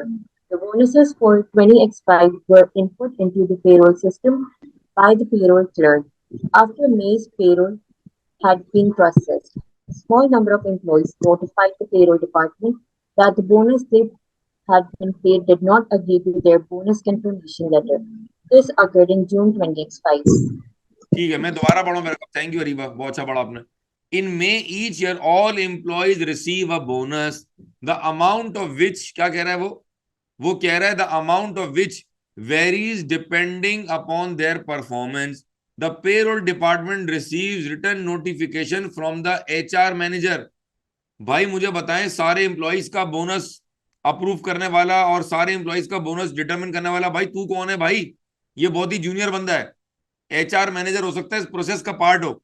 उसके बाद आएगा एचआर डायरेक्टर जनाब, और उसके बाद पूरा जो कंपनी का बोर्ड ऑफ डायरेक्टर्स हैं वो पूरे कंपनी के बोनस को अप्रूव करेंगे। तो अगर आप खाली एचआर मैनेजर पे छोड़ देंगे तो वो भाई बाइस्ड होगा। वो कह रहा है based only on his view of the employees performance in the year. क्या बात समझ आ रही है? इसको इग्नोर ना करें, आप इसको हल्का ना ले भाई, एक सवाल कर लें, तरीके से कर लें। खाली एचआर मैनेजर की बेस पे छोड़ देंगे, देयर विल बी बाइसनेस, और वो जूनियर है, उसके ऊपर कोई और बंदा नहीं है, तो एचआर डायरेक्टर भी इन्वॉल्व होगा और पूरा बीओडी भी इन्वॉल्व होगा। या और अगर आप बीओडी की जगह लिखते हैं कि the entire bonus must be approve by the CEO, तो भी वो जुमला सही होगा, क्योंकि CEO is part of board of directors. आगे चले, फिर कह रहा है the sir sir bonus. Sir ji, sir ये पेरोल सिस्टम से दोबारा कर देंगे, मेरा नेट लैग कर रहा था तो मैं वो मिस हो गया मुझसे वाला पार्ट। अच्छा मैं दोबारा कर देता हूं, मुझे याद नहीं आ रहा आपने क्या मिस किया, बहरहाल मैं देखता हूं। द ये जो बोनसेस, पेरोल सिस्टम, जी जी हाँ sir. the bonuses for 20x5 were input into the payroll system by the payroll clerk। भाई ठीक है, अगर इनपुट क्लर्क कर रहा है तो उसके ऊपर कोई बंदा भी तो हो, कोई चेक एंड बैलेंस भी तो हो। अगर मुझे बताएंगे जो पेरोल क्लर्क, अगर इसने भंड मार दिया, इसने गलती कर दी, तो सिस्टम में जो बोनस की एंट्री हो रही होगी, जो बोनसेस को आप इंसर्ट कर रहे होंगे, वो सारे गलत हो जाएंगे, जिसकी वजह से क्या होगा, किसी को अमाउंट कम मिल रहा होगा, किसी को अमाउंट ज्यादा मिल रहा होगा। तो पेरोल क्लर्क बहुत जूनियर है, there must be proper supervision and there must be a counter check. आगे चलें। After May's payroll had been processed, a small number of employees notified the payroll department that the bonuses they had been paid did not agree to their bonus confirmation letter। क्या मतलब हुआ इसका? इसका मतलब ये हुआ कि जो लेटर में अमाउंट था बोनस का, सपोज करें 5 लाख, 6 लाख, 10 लाख, जो भी करेंसी ले लें आप, वो कुछ और था, और जो मुझे बोनस मिला वो कुछ और था। मुझे सिर्फ ये बता दें इस सवाल में पॉइंट कितने हैं, इस सवाल में मुझे बताएं कितनी वीकनेसेस हैं। जी, कौन बता रहा है मुझे? फाद बता दें। सर इसके अंदर दो वीकनेसेस हैं। ठीक है, नोट कर लिया हमने, 2 वीकनेस है। अरीब आप बताएं, आपने पढ़ा था मेरे साथ, आपको क्या लग रहा है? सर एक तो पेरोल क्लर्क वाली वीकनेस और एक और एक, एचआर मैनेजर वाली वीकनेस है, दोनों। ठीक है ठीक है, मैं अपने कमेंट नहीं दे रहा, मैंने कमेंट रिजर्व कर लिए। मैं चाह रहा हूँ आज थोड़ा सा हम ना जरा आपको डॉज करें, ताकि आपका भी इनपुट आए। ठीक है। अच्छा अब मैं चाहूंगा कि Areeba, thank you so much, आपने रीडिंग की। अलीना, अलीना गयास, अगर आप लाइन पर हैं, if your voice is very clear, तो Alina if you can read the last paragraph of bank. Alina, अगर आप माइक अपना अनम्यूट कर लें। मैं चाह रहा हूँ सब पार्टिसिपेट करें यार थोड़ा सा। जी जी सर। बहुत शुक्रिया, जरा पढ़ लें, बैंक से पढ़ लें, शाबाश, लास्ट पैराग्राफ पढ़ लें जी। जी start. The taker co uses an internet banking system which requires a two-step verification process. A password is required to log on to the system. An additional passcode is then required to set up new payees or to withdraw funds. The login details, including the password and the passcode, are saved in a shared file which is accessible to all payables ledger staff in the accounts department. ठीक है, मुझे बताएं अलीना, आपको क्या लग रहा है यहाँ क्या वीकनेस है? आपको क्या लग रहा है यहाँ क्या वीकनेस है, मुझे जरा बताएं। देखने समझने दें। समझ लें। A password is required to log on to the system. An additional passcode is then required to set up new pays or withdraw fund। क्या क्या कह रहा है वो? इंटरनेट बैंकिंग में 2 स्टेप वेरिफिकेशन है। पहले तो आप लॉगिन करेंगे, उसके बाद अगर आपने कोई नया वेंडर क्रिएट करना है, अगर आपने कोई सिस्टम में नया वेंडर क्रिएट करना है, या आपने किसी की पेमेंट रिलीज करनी है, तो इन दोनों कामों के लिए एक और पासवर्ड है। बहुत अच्छी बात है। वो कह रहा है the log in details including the password and the passcode are saved in a shared file which is accessible to all payables staff. इस पर सिर्फ मेरे पास एक ही वर्ड आ रहा है जो मैं लिख रहा हूँ स्क्रीन पर। क्या लिख रहा हूं मैं? ओ। ठीक है ओ जी, ओ ये वीकनेस है भाई। ठीक है जी अलीना, आगे बढ़ जाए आप जी, थोड़ा सा एंटरटेन कर रहे हैं आपको जी। Alina next paragraph. The accounts clerk undertakes the bank reconciliations on a weekly basis. The reconciling items are documented and sent to the controller for review. The ठीक है financial controller the financial controller only investigates the reconciling items if the sum of these items is significant. ठीक है, आखिरी para भी पढ़ लें। Auditors are required under ISA 265 communicating deficiencies in internal control to those charged with governance and management to communicate in writing to those charged with governance any significant deficiencies in internal control.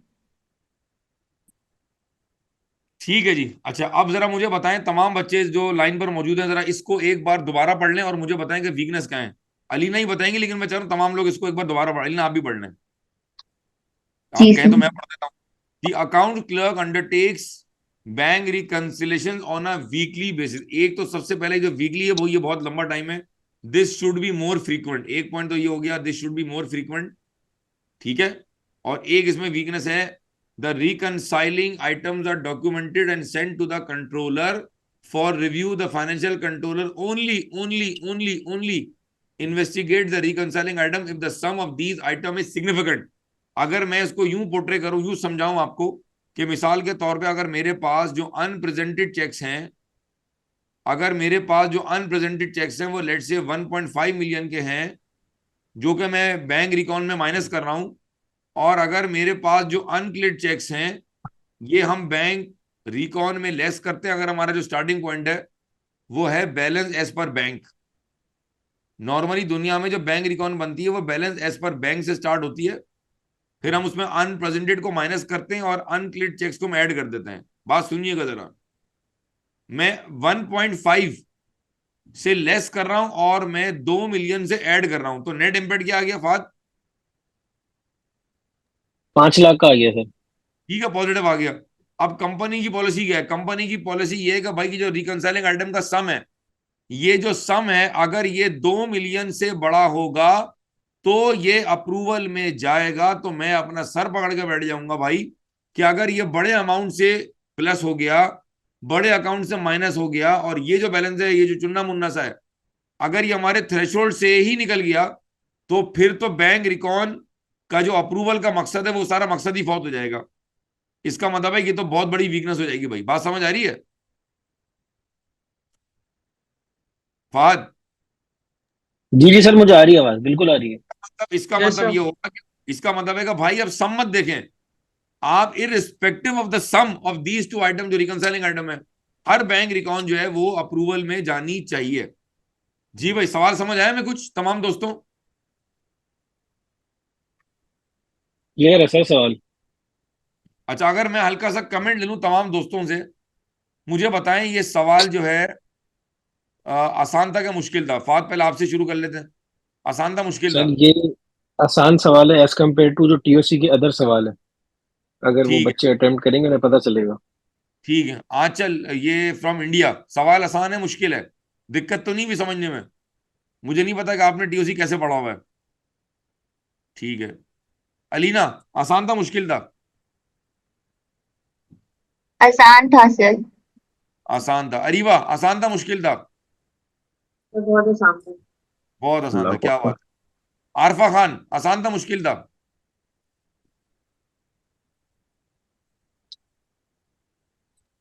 It's quite easy sir. Easy, चलें good, ठीक है जी। धर्मिंदर, मैं अगर नाम सही ले रहा हूं, धर्मिंद्रा है या धर्मिंदर है, I am sorry for my mistake in pronunciation. If you can participate, I think you from India. Okay. Hafsa, आसान था मुश्किल था? आसान था सर। अच्छा, मजे की बात है कि आपको आसान लग रहा है।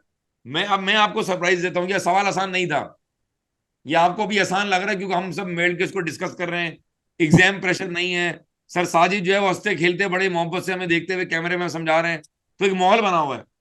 यही सवाल जब एग्जाम में आएगा तो यही आसान सवाल आपको मुश्किल लगेगा, और सवाल को समझना कुछ और बात है और सवाल को अटेम्प्ट करना कुछ और बात है।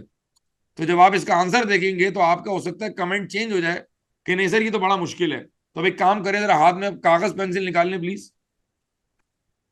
ताकि कुछ की पॉइंट्स को नोट कर लेंगे और बाद में और आप बढ़ते हैं इसके आंसर की तरफ। ठीक है भाई? इंशाल्लाह। बाद आपकी ड्यूटी बड़ी सख्त है मेरे साथ भाई। सर कोई मसला ही नहीं है। जज़ाकल्लाह, आपकी मोहब्बत है भाई। असल में बगैर माइक के पढ़ाते हैं तो गला बिल्कुल ड्राई हो जाता है। जी सर। इसीलिए रमजान में वेबिनार लेना डिफिकल्ट होता है, क्योंकि आप बात ही नहीं कर सकते हैं। चलें जी हजरात, अगर हम क्वेश्चन को एक बार दोबारा क्विकली देख लें, रिक्वायरमेंट को, ताकि कहीं आप भूल ना जाएं। तो क्वेश्चन था हमारे पास कुछ ऐसे, जी ये आगे क्वेश्चन। सबसे पहले आपने बताना है ये वाला part, identify and explain 3 direct control with order may see to prevent delays and describe a test of control. तो मैंने बताया था, ये देखें यहाँ बना हुआ है कि एक कॉलम में आएगा कंट्रोल और एक कॉलम में आएगा टेस्ट ऑफ कंट्रोल। ठीक है जी, अगर मार्किंग स्कीम नहीं पता आंसर का फॉर्मेट क्या होगा नहीं पता तो फिर आपको कुछ नहीं पता। 5 सवाल ना करें, 3 सवाल कर ले, तरीके से कर ले। 3 सवाल तरीके से करना, 10 सवाल बगैर समझे हुए बगैर लॉजिक के करने से बहुत बेहतर है। Do go for the quality, don't go on the quantity. जी फहद भाई स्टार्ट करेंगे मैं और आप मिलके इंशाल्लाह। तो आप यूं करें फहद कि ये पहला पॉइंट है, एक तो आप पहले ये पढ़ लें और फिर हम पढ़ते हैं उसका टेस्ट ऑफ कंट्रोल। जी Fahad start. The new sales system was fully tested prior to its implementation, and the new and old systems are being run in parallel until the year end, with internal audit department performing checks on the output and following up to any discrepancies. This reduces the risk that data is lost or data is not processed correctly. If there are any issues associated with the operation of the new system, this reduces the risk of processing errors and misstatements in the accounting records. ठीक है, जरा मैं समझा देता हूं उसको। ये आपने आइडेंटिफाई किया, 0.5 मार्क इसके लिए आपने। अब जरा आराम से बात करेंगे, तरीके से बात करेंगे। हो सकता है मैं पूरा आंसर ना पढ़ूं, लेकिन भाई मैं इतना इतना ऐसे पढ़ दूं और ऐसे समझा दूं कि जो है ना आपको अगले सवाल जो आप खुद से अटेम्प्ट करेंगे वो आपको समझ आए कि करना क्या भाई। ऐसा ही एग्रीड है भाई? जी सर। ये है जी इम्पैक्ट, ये आगे impact. Impact can be quantitative or impact can be qualitative और impact can have both, depend करता है पॉइंट क्या। मैं पढ़ता हूं उसको। The new sales system was fully tested prior to its implementation and the new and old systems are being run in parallel until the year end, with the IA performing checks on the output and following up on any discrepancy। ये बहुत आसान था। ये आपने कहां से उठाया भाई? ये आपने उठाया, कॉपी पेस्ट किया फ्रॉम द क्वेश्चन। क्वेश्चन। ऐसा ही है? अच्छा, जी। अब जब मैं वीकनेस बताता हूं तो मैं वीकनेस का इम्पैक्ट बताता हूं। मेरी बात समझिएगा, यहां पर कंट्रोल है। मैं जो इम्पैक्ट बता रहा हूं ये मैं वीकनेस का इम्पैक्ट नहीं कह रहा, ये मैं कंट्रोल का बता रहा हूं। वीकनेस में क्या बताते हैं? वीकनेस का माइंडसेट क्या है फाद? वीकनेस का माइंडसेट ये होता है इससे ये होगा, इससे ये भंड होगा, इससे ये गलती होगी, इससे ये कंपनी की गुडविल लॉस होगी। यहां उल्टा है। यहां तुम बता रहे हो कि ये जो अगर अगर ये कंट्रोल हुआ, अगर ये कंट्रोल है, अगर ये बेस्ट प्रैक्टिस है तो इससे ये रिस्क कम हो जाएगा। अगर आपको इम्पैक्ट और वीकनेस या उसकी स्ट्रेंथ की इम्पैक्ट की लॉजिक ही नहीं पता है तो आप ये ड्राफ्ट ही नहीं कर सकते। मेरी बात समझ आ रही है? तो जरा मैं टाइम लगा रहा हूं। वो कह रहा है कि अगर ये कंट्रोल होगा तो इससे ये रिस्क कम हो जाएगा कि डेटा लॉस्ट होगा या डेटा सही प्रोसेस नहीं होगा। क्यों? If there are issues associated with the operation of the new system, क्योंकि आप दोनों को चला रहे हैं पैरेलल के अंदर। आप पुराने सिस्टम के 2 को नए सिस्टम का जो आउटपुट 2 उससे चेक कर रहे हैं कि अगर यहां 2 है तो यहां भी 2 आ रहा है नहीं आ रहा है। प्लस चूंकि आपने प्रॉपर टेस्टिंग का आपने इंप्लीमेंटेशन किया हुआ है, प्रॉपर आपने उसकी टेस्टिंग की हुई प्रायर टू इट्स इंप्लीमेंटेशन, तो ये रिस्क बहुत कम है कि पुराने सॉफ्टवेयर से नए सॉफ्टवेयर में जो डेटा जा रहा है उसमें कोई लॉस हो जाएगा। This reduces the risk of processing errors and misstatement in the accounting records. अगर आप गौर से देखें तो यहां पर एक इंपैक्ट नहीं है, यहां पर 2 इंपैक्ट है। क्योंकि अगर आप कंट्रोल देखें तो कंट्रोल भी 2 हैं। एक तो कह रहा है fully tested prior to implementation and will be run in parallel, तो यहां भी 2 पॉइंट्स हैं। तो यहां भी उसके जो इंपैक्ट्स हैं कि रिस्क कम हो जाएगा वो भी 2 हैं। क्या बात समझ आई है? जी। ठीक है। अच्छा, अगर आप इसके टेस्ट ऑफ कंट्रोल में आए तो उसके टेस्ट ऑफ कंट्रोल में बहुत सारी कहानी दी हुई है। अगर मैं आपको मार्किंग स्कीम दोबारा बताऊं तो क्या मार्किंग स्कीम थी भाई? 3 to the 6। एक नंबर यहां है और एक नंबर यहां है। तो कॉमन सेंस क्या कह रही है? कॉमन सेंस ये कह रही है कि ये जो एग्जामिनर का आंसर है भाई ये तो हम नहीं लिख सकते, और ये आपने बहुत सारा लिख दिया है। तो आई वुड रिकमेंड कि आप कम से कम एक टीओसी तो लिखेंगे ही लिखेंगे। लेकिन अगर आपको दूसरा भी आसानी से याद आ रहा है उसी वक्त तो आई वुड रिकमेंड कि फिर आप एक और भी लिख दें, 2 लिख दें आप, बट मैक्सिमम 2 लिखने, तीसरा लिखने की जरूरत नहीं है। ये जो एग्जामिनर आपको बता रहा है वो बता रहा है कि भाई ये भी ठीक है, ये भी ठीक है और ये भी ठीक है। क्या मेरी बात समझ आई है भाई?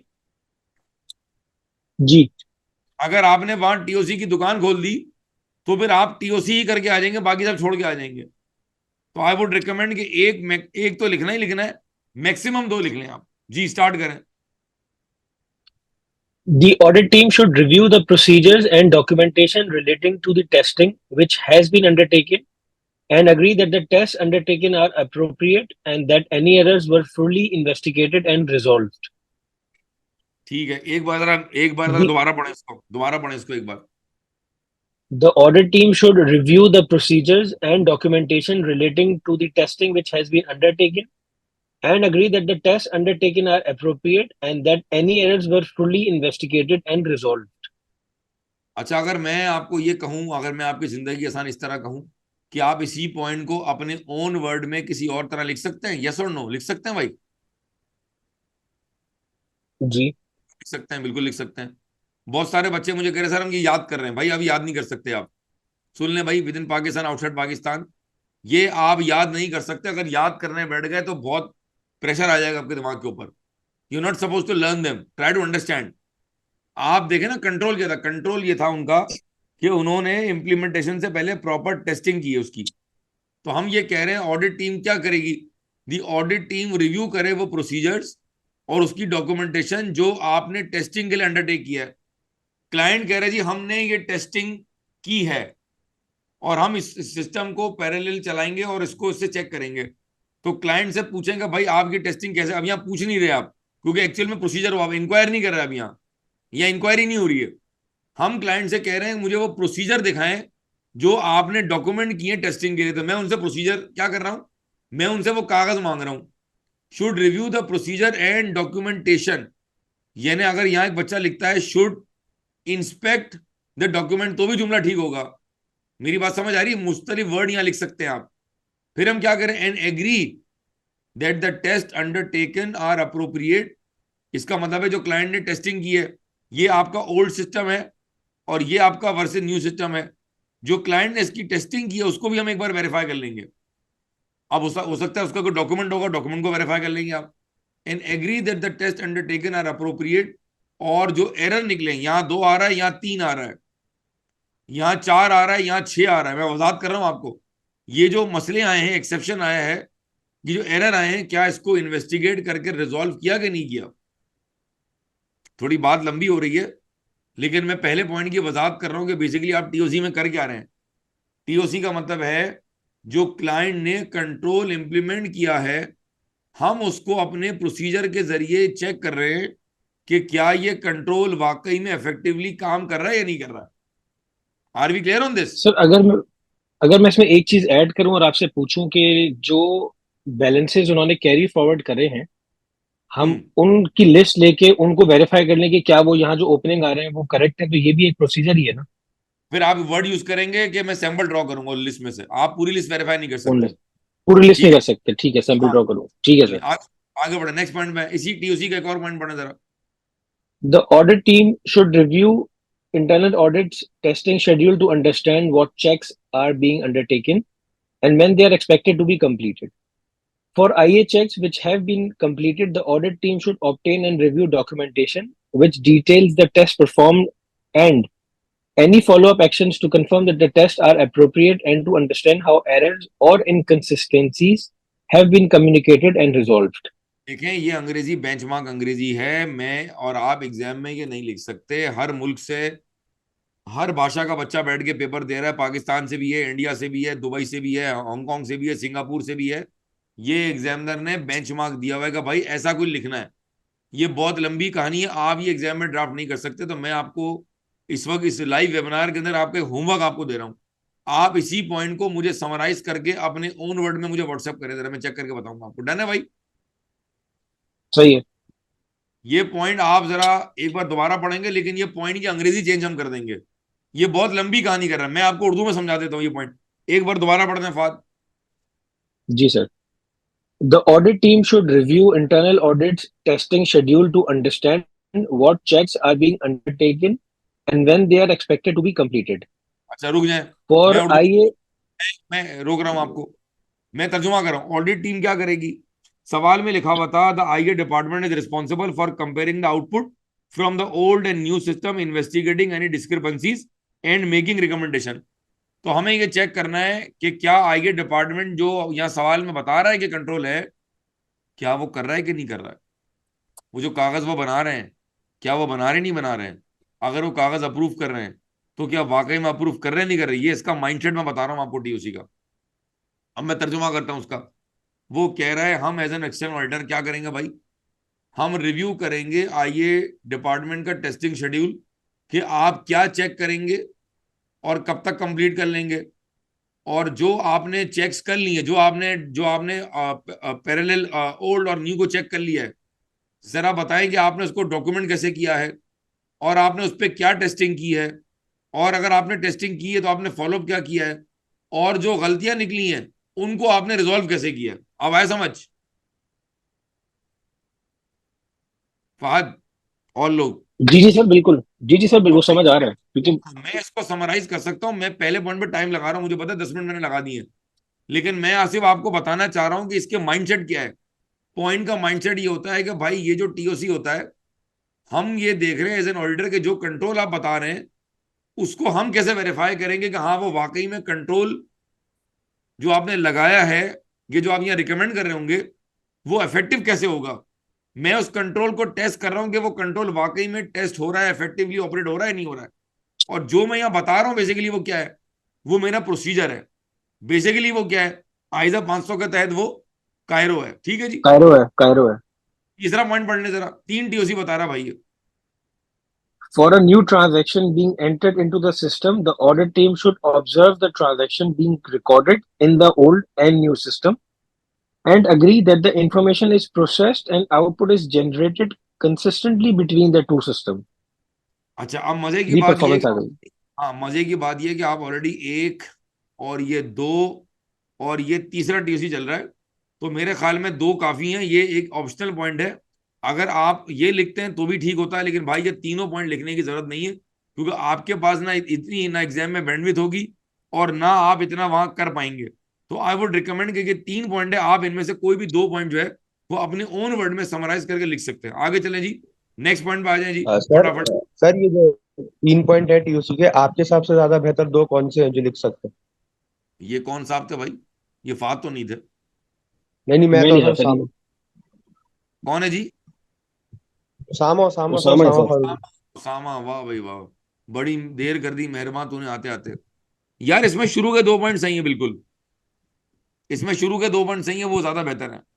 ठीक है वो उसामा, बेहतर शुरू के 2 पॉइंट। है। जी सर, थैंक यू। जी आगे चलें, फाद भाई बैक टू यू। जी। New New customers undergo a full credit check and a credit limit is set using an automated system. The credit limit is approved by the sales director who evidences her review. आगे चलें। Requiring a credit check reduces the risk of lost revenue and uncollectible trade receivable, as only credit-worthy customers are able to place orders. आगे चलें। The automated process should ensure that no bias is included in accepting credit-worthy customers or setting the credit limit, which helps ensure the credit limit set is appropriate and that receivables are recoverable. The sales director review helps to ensure that any anomalies or inconsistencies in the automated credit limit are identified and addressed prior to orders being placed. अच्छा, अब मैं चाहूंगा कि तमाम बच्चे इस पूरे point को पढ़ ले, देखें कितना लंबा पॉइंट है, क्योंकि इसमें बहुत सारी चीजें थी। बहरहाल हम इतना लंबा नहीं लिख सकते, ये बहुत एक्सटेंसिव लिखा हुआ, हम समराइज करेंगे, लेकिन एक बार तमाम लोग जरा 5 सेकंड में इसको पढ़ लें प्लीज, खामोशी से पढ़ लें जी।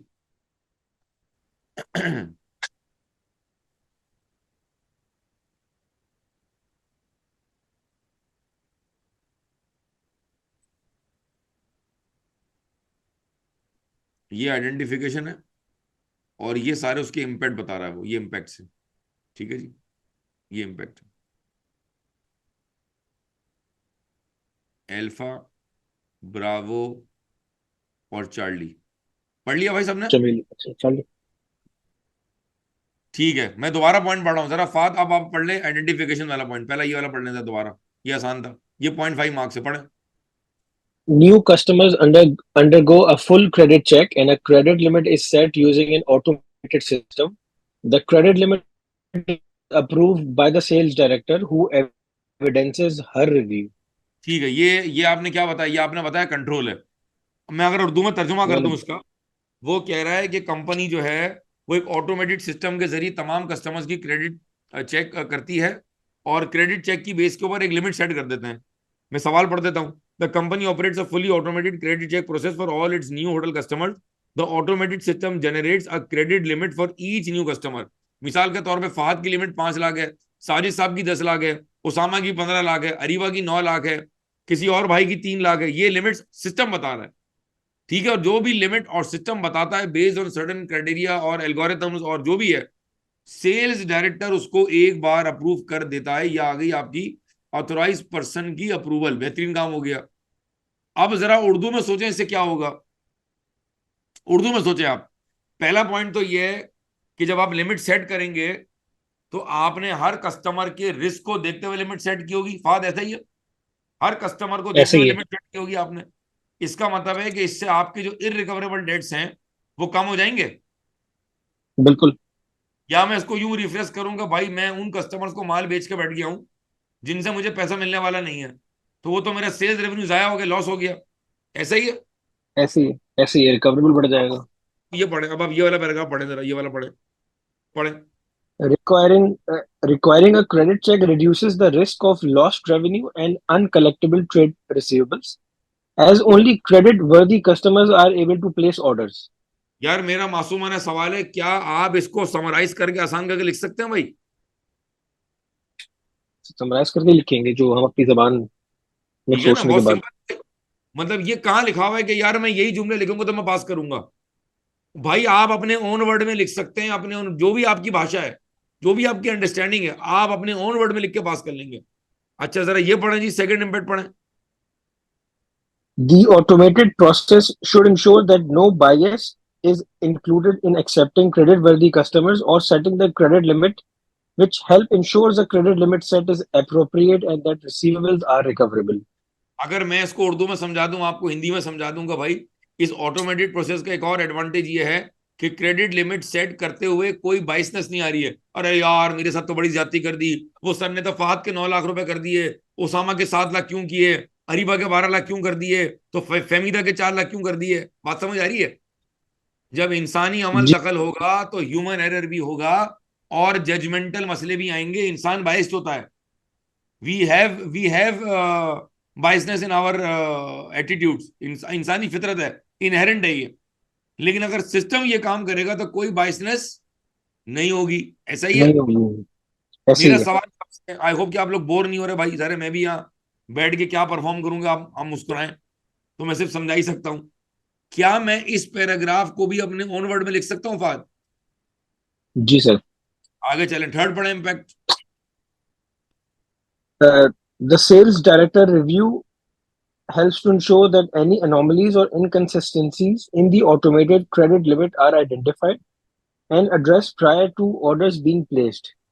अच्छा, अब ये एक इजाफी पॉइंट है, ये एक फैंसी पॉइंट है, ये एक एडिशनल पॉइंट है, एक्स्ट्रा पॉइंट है। वो क्या कह रहा है? देखिए सिस्टम ने लिमिट बता दी कि फहद की लिमिट कर दें 8 लाख, उसामा की कर दें 12 लाख और मुस्कान की कर दें 16 लाख रुपए। हो सकता है कि सिस्टम कहीं कोई एनोमली कर दे, गलती कर दे। What is anomaly? एनोमली का मतलब होता है वन ऑफ एरर। यानी मिसाल के तौर पे कोई ऐसी गलती जो बार बार नहीं होती। ठीक है जी, एनोमली मिसाल देता हूं मैं। अगर मेरे क्लास में 100 बच्चे हैं तो और 2 बच्चे क्लास में सो गए, फास्ट सुनना, 2 बच्चे क्लास में सो जी जी गए, सर। 2 बच्चे क्लास में सो गए, नशा करके आए हुए, टून है, लंबे पड़े हुए हैं, ये 2 बच्चे एनोमली हैं। क्योंकि हर बच्चा नशा करके नहीं आता क्लास के अंदर, और हर बच्चा क्लास में भी नहीं। नहीं सोता है। तो ये 2 बच्चे ऐसे ही। एनोमली हैं। आम की पेटी में एक आम सड़ा हुआ है, बाकी सारे आम ठीक हैं। वो जो सड़ा हुआ आम है वो एनोमली है। वो ये कह रहा है कि सेल्स डाटा रिव्यू कर रहा है कि कहीं कोई सिस्टम से एनोमली तो नहीं हो गई है जहां लिमिट सेट करने में गलती हो गई है। ये एक फैंसी पॉइंट है। वंस अगेन मैं फिर रिपीट कर दूं, 3 2 6, 3 2 6, एक नंबर यहां लेना था, ऐसा ही है भाई, और एक नंबर जी। यहां लेना है। एक नंबर में 0.5 मार्क इसके हैं और 0.5 मार्क इसके हैं। तो कॉमन सेंस क्या कह रही है कि 0.5 मार्क्स के लिए इतनी मुशक्कत करने की जरूरत नहीं है। वंस अगेन नहीं। यहां पर 3 इम्पैक्ट आ रहे हैं। वंस अगेन 3 इम्पैक्ट आ रहे हैं, तो आप मैक्सिमम जो है वो कोई 2 इम्पैक्ट मेंशन कर सकते हैं। 3 या 4 इतने सारे लिखने की जरूरत नहीं है, वरना आपका पेपर पूरा ही नहीं होगा और आप बिला वजह लिख रहे होंगे। एग्जामिनर ने तो बेस्ट प्रैक्टिस बताई है कि भाई ये सारे सही हैं। मेरे हिसाब से तो एक भी लिख देंगे तो भी मार्क्स मिल लेंगे, बट आई वुड रिकमेंड कि चूंकि हम इतनी प्रैक्टिस कर रहे हैं तो हम 2 लिख देंगे तो मुनासिब हो जाएगा। यहाँ पर कोई सवाल, कोई आपका रिजर्वेशन, कोई आपको दिक्कत हो रही है भाई? जो हमारे दोस्त इंडिया से हैं, कोई दिक्कत यहाँ पर है, कोई परेशानी है तो आप मुझसे तुरंत पूछ लें भाई। तुरंत का मतलब होता है इमीडिएटली। ठीक है जी। लोग सो तो नहीं गए फाद? मुझे लग रहा है लोग सो गए हैं। हफ्सा जाग रही हैं आप? सर हम दोनों ही पढ़ रहे हैं आपस में, हम अकेले ही पढ़ लेते हैं सर। मैं और फाद ही पढ़ रहे हैं यार, ये तो चीटिंग है यार, ये तो गलत बात है भाई। यार मैं नहीं खेल रहा इस तरह। मैं अलीना जाग रही है? मैं तो अलीना, सर मैं तो कह रहा हूँ कराची ये वालों को सर। क्रिक क्लब बुला लेते हैं। यार मसला है कि काश मैं आप लोगों को कैंपस बुलाता, ले आप आएंगे नहीं, मुझे पता है। चले अलीना जाग रही, कम से कम 2 लोग तो जाग रहे हैं भाई। ठीक है जी। जरा इसका टीओसी आवाज भी पढ़ ले लगा फाद। देना, जागते रहो। हाँ जागते रहो, बिल्कुल सही कह रहे हैं जी। इसका जरा पढ़ लें टीओसी। अच्छा ये रहा कंट्रोल, और हम पढ़ने जा रहे हैं इसका टेस्ट ऑफ कंट्रोल। टीओसी का मतलब क्या है? इस कंट्रोल को वेरीफाई कैसे टेस्ट करें ऑफ जी? Control. Start start. The audit team should select a sample of new customer accounts opened in the period and confirm by reference to information on the system that a credit check has been performed. मैं simple कर देता हूं भाई। आपने मिसाल के तौर पे पूरे साल में अगर 50 कस्टमर आपने एडअप किए हैं, तो जाहिर सी बात है आपने सबकी लिमिट सिस्टम से डलवाई होगी। तो सैंपल बेस पे चेक कर लेगा भाई क्रेडिट चेक हुआ है कि नहीं हुआ है, खत्म। इसका मतलब है मैं इसको भी आसान करके अपने ऑन वर्ड में लिख सकता हूं। सैंपल, जो जो की वर्ड्स है वो नोट करें। सैंपल सैंपल सैंपल, नोट कर लें, सुन लें जहां तक मेरी आवाज जा रही है। ना हम टीओसी 100% कर सकते हैं, ना हम सब्सटेंटिव कर सकते हैं, चाहे टीओसी हो या सब्सटेंटिव हो। We always work on sample basis. आगे चलें, नंबर 2 पढ़ ले जी, TOC. They should also agree there is evidence of approval such as signature or electronic sign off by the sales director before the credit limit is set. चले मैं इसकी मिसाल देता हूं मैं किसी का नाम ले लेता हूं ताकि बंदा जाग जाए। सपोज करें अलीना जो है वो है फाइनेंशियल कंट्रोलर। अलीना मुबारक हो, आप बन गए फाइनेंशियल कंट्रोलर। अलीना जो है वो सिस्टम पर लिमिट चेक भी करती हैं और ये टैबलेट पेन के जरिए सिस्टम पर ही उसको साइन ऑफ करती हैं, या सुनना फाद, या उसका प्रिंट आउट निकाल के कागज पर साइन होता है। अलीना मैंने 2 बातें की हैं। मैं कह रहा हूं या तो मैं टैबलेट पर सिग्नेचर कर रहा हूं या मैं उसका प्रिंट आउट निकाल के साइन ऑफ कर रहा हूं। फाद ये कंट्रोल है, ये कंट्रोल है। Control ऐसे ही है। उसका टीओसी क्या होगा? इसका टीओसी ये होगा कि अगर तुम एक्सेल ऑडिटर हो तो तुम क्लाइंट से कहोगे लाए मुझे टैबलेट पर सिग्नेचर दिखाएं या मुझे कागज पर सिग्नेचर वेरीफाई कराएं कि क्या फाइनेंस डायरेक्टर ने अप्रूवल दिया नहीं दी। अब पढ़ लो दोबारा, अब पढ़ लो।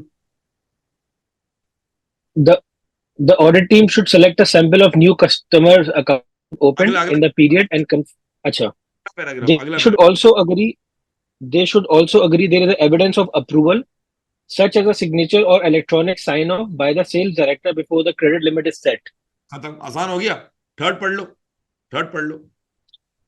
For a sample of new customers, the audit team should obtain a copy of the first order placed by the customer and agree that the date of first order was after the credit check was completed. अच्छा ये भी fancy point है, देखिए मेरी बात समझे, fancy point है ये भी। आप एग्जाम में you not expected to write this. Example दे रहा हूं मैं आपको, इसकी पॉइंट समझा रहा हूं आपको।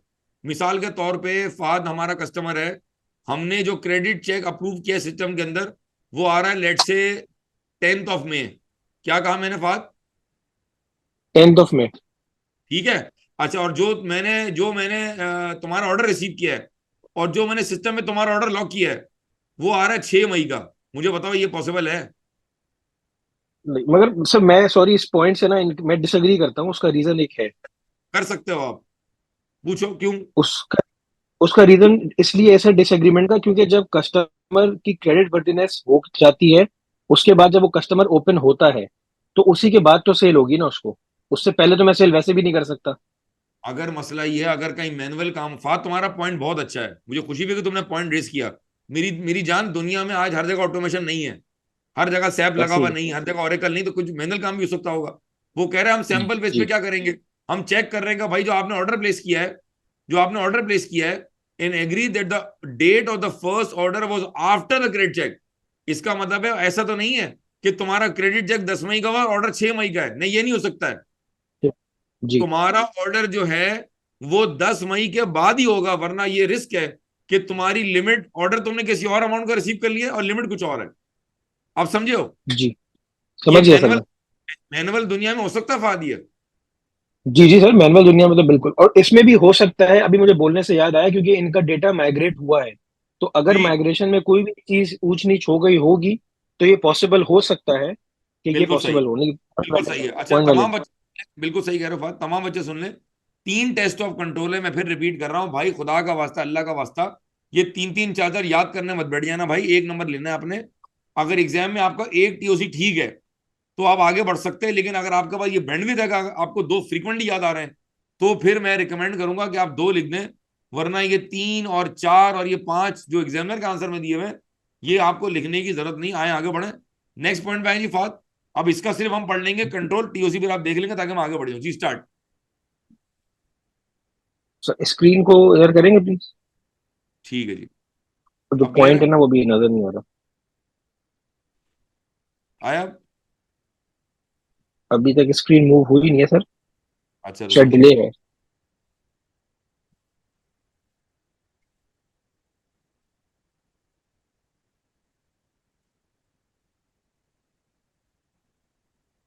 जी आ गया। जी सर अब आ गया। जी start. The receivable ledger clerk performs a monthly review of the age receivable listing and identifies those aged more than 30 days which are followed up with the relevant customers by credit control department. आपने identify The करके regular point review 5, identify करके .5 mark लिए, आगे चलें जी, next. the regular review of the age receivable listing and subsequent action by credit control should ensure that debts are collected on timely basis, which reduces the risk of irrecoverable debts. It should also ensure that balances are appropriately identified as irrecoverable and accounted for accordingly. जी जरा उर्दू में समझा दें क्या मतलब हुआ इसका। उर्दू में मतलब ये होगा भाई कि हम जो एजिंग रिव्यू करते हैं, वो जो हम एजिंग बकेट बना के, रिसीवेबल लिस्टिंग बना के जो हम रिव्यू करते हैं और हम उनको फॉलो अप करते हैं जो 30 दिन पुराने, इससे क्या होगा? इससे इससे एक तो एजिंग एजिंग रिसीवेबल लिस्टिंग को देखने से एक तो फॉलोअप भी हो रहा होगा, ठीक है, उससे टाइमली पेमेंट भी आ रही होगी, और उससे वो तमाम कस्टमर जिनका रिसीवेबल 30 दिन से ऊपर हो चुका है, एनी डेट्स, मैं सवाल से पढ़ रहा हूं, any debts which are greater than 30 days overdue are then passed to the credit control department, which contacts the customer to resolve any issue and recover the debt। बात समझिएगा, जब आप ये काम करेंगे तो 2 फायदे होंगे इसके। पहला फायदा पेमेंट टाइम पर होगी, दूसरा क्या होगा कि आपके जो इररिकवरेबल डेट्स है वो क्या हो जाएंगे? वो कम हो जाएंगे। कम हो तो जाएंगे, कम हो जाएंगे। अगर मैं अपने इम्पैक्ट को यहां ला के रोक दूं इधर, और मैं ये 2 पॉइंट ना बताऊं, ये मैं बात ना लिखूं, तो भी मुझे .5 मार्क मिलेंगे। क्या ये बात अक्ल सलीम में आ रही है? बिल्कुल सर। ठीक है जी। अगला अगला पढ़ लें पॉइंट, ये इसका टीओसी आप खुद पढ़ लेंगे फिर, ताकि टाइम हमारा बहुत निकल जाएगा। जी जरा पढ़ें next point. The account clerk performs a monthly receivable ledger control account reconciliation and resolves error on timely basis. ठीक है, The reconciliation is reviewed and approved by the financial controller. ठीक ये है, आइडेंटिफाई कर दिया।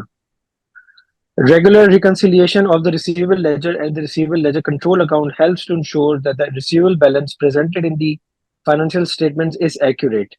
बिल्कुल सही है। Timely identification and correction of error ensures that recording issues are resolved and the accounting records are accurate. आगे, Review by financial controller helps to ensure the accuracy of the reconciliation. ठीक है, ठीक है, रुक जाओ फात, जज़ाकल्लाह। अच्छा, वंस अगेन मैं चाहूंगा कि आप में से कोई मुझे बच्चा ये पॉइंट समझाए कि आपको उसके इम्पैक्ट में क्या समझ आया। Areeba if you can try, Areeba if you can try, अगर आप मुझे ये समझाएं कि आपको क्या समझ आया। हम बता रहे हैं कि ये कंट्रोल है, उससे ये इम्पैक्ट पड़ेगा, बताएं जी। अरीबा है? सर मेरा इंटरनेट का इशू हो रहा है तो इसलिए मैंने ये पॉइंट मिस कर अच्छा ठीक है, कोई मसला नहीं, मैं दोबारा समझा देता हूं। हम ये कह रहे हैं कि कंट्रोल ये कि जी आपका जो कंट्रोल अकाउंट है उसको आप अपने रिसीवेबल लेजर से रिकंसाइल करते हैं, तो मैं सिंपल बता रहा हूं उसका इम्पैक्ट क्या होगा। उसका सबसे पहला इम्पैक्ट ये भाई कि आप जो फाइनेंशियल स्टेटमेंट में रिसीवेबल दिखा रहे होंगे तो वो सही होगा, पहला। दूसरा, टाइमली बेस पे आपकी एरर हाईलाइट हो जाएंगी। और टाइमली बेस के ऊपर आपके इशू रिजॉल्व हो जाएंगे। खत्म कहानी। ये देख लें एमपेड ये दिया हुआ, खत्म। इसको आप अपनी आम जबान में इजी पीजी करके अपने ओन वर्ड में लिख के 0.5 नंबर ले सकते हैं भाई। जवाब दो मुझे, हाँ या ना। बिल्कुल सर, ऐसी है। तो आपको एग्जाम के आंसर देख के पाकिस्तानियों आपने सबसे पहले घबराना नहीं है। घबराना नहीं है, घबराना ठीक है नहीं। जी, हालांकि हम घबरा रहे हैं सब जी। आगे चलें जी। अब जरा क्विकली आते हैं, पेरोल साइकिल की डेफिनेंसी भी देख लेते हैं। और वंस अगेन ये था पेरोल, याद आ रहा है? पेरोल था और क्या था? बैंक साइकिल था। जी, बैंक साइकिल, कैश। और मैंने पिछले वेबिनार में क्या बताया था? मैंने पिछले वेबिनार में बताया था कि अगर वो 5 डेफिशिएंसी मांग रहे हैं, 5 2 10, तो बेहतर कॉम्बो ये होगा कि 3 यहां से दे दें, 2 यहां से दे दें, ये भी हो सकता है। लेकिन 4 और 1 खतरनाक हो जाएगा, अनलेस यहां पर वीकनेस ही एक दी हुई है। अगर यहां 2 वीकनेस हैं तो आई वुड रिकमेंड कि 3 यहां से बता दें और 2 यहां से बता दें। जी fast start. When additional staff are required at short notice, joiners form are not completed. Instead they are added to payroll following email notification from the production supervisor. अच्छा एक मिनट रुक जाए, मैं सवाल एक बार पढ़ देता हूँ। वो कह रहे W has HR department which is responsible for processing joiner leaver including preparing and sending authorise joiners form to the payroll department so that new employees can be set up correctly on the payroll. However, when additional staff are required at short notice, joiner forms are not completed and instead the production supervisor notifies the payroll by the email on the day they commence employment. अब पढ़ो फात दोबारा। When the additional staff are required at short notice, joiners forms are not completed. Instead, they are added to payroll following an email notification from the production supervisor. ठीक है। अच्छा अब देखें, ये weakness बता रहे हैं। अब आप सवाल चेंज हो चुका है। जी, अब जी सर। आप बता रहे हैं वीकनेस की आइडेंटिफिकेशन कर रहे हैं, और अब आप बता रहे हैं वीकनेस का इम्पैक्ट। कुछ समझ आया भाई? जी, अगर अब सर मैं एक मेन, जैसे पढ़ के अगर मुझे जो एक इम्पैक्ट नजर आया इसमें, वो ये था कि अगर वो किसी का नाम बताना भूल जाएगा तो ऑटोमेटिकली उसको सैलरी पे नहीं होगी। तो सही है। इसका इम्पैक्ट ये इनफ है ना 0.5 के लिए। जरा पढ़े, देखें क्या कह रहा, पढ़े। The production supervisor may not include all the relevant details on the email to payroll. This ठीक could है। result in temporary employees not receiving the correct pay or not being paid on time, resulting in a loss of employee goodwill. रुक जाओ रुक The जाओ रुक जाओ रुक addition जाओ of रुक जाओ रुक जाओ। वो कह रहा है भाई, अगर अगर फॉर्म नहीं भरा, बात सुने, तमाम लोग लाइन पर हैं। अगर फॉर्म सही नहीं भरा तो सारी इंफॉर्मेशन पेरोल तक नहीं गई। इसका मतलब है कि जो टेम्पररी एम्प्लॉय आपने रखे हुए हैं, अगर उनकी सारी इंफॉर्मेशन सही नहीं गई, गलत डेजिग्नेशन चला गया, गलत सैलरी चली गई, तो वो क्या कह रहा है? This could result in the temporary employees not receiving the correct पे और not being paid on time. उस पर डेट गलत थी। मैंने ज्वाइन किया 4 तारीख को, आप मुझे सैलरी दे रहे हैं लेट से 12 तारीख से, और vice versa, resulting in loss of employee goodwill. goodwill. समझ आया पॉइंट? जी, अच्छा एक और पढ़ लें, एडिशन क्या है? एडिशन पढ़े। the employees to the payroll without authorization from HR also increases the risk of fictitious individuals being added. दोबारा पढ़े, एडिशन से दोबारा पढ़े। The addition of employees to the payroll without authorization from HR also increases the risk of fictitious individuals being added. अच्छा net का मसला, आपकी आवाज भी कट कट के आ रही है, मैं दोबारा पढ़ देता हूँ। The addition of employees to the payroll without authorisation from HR।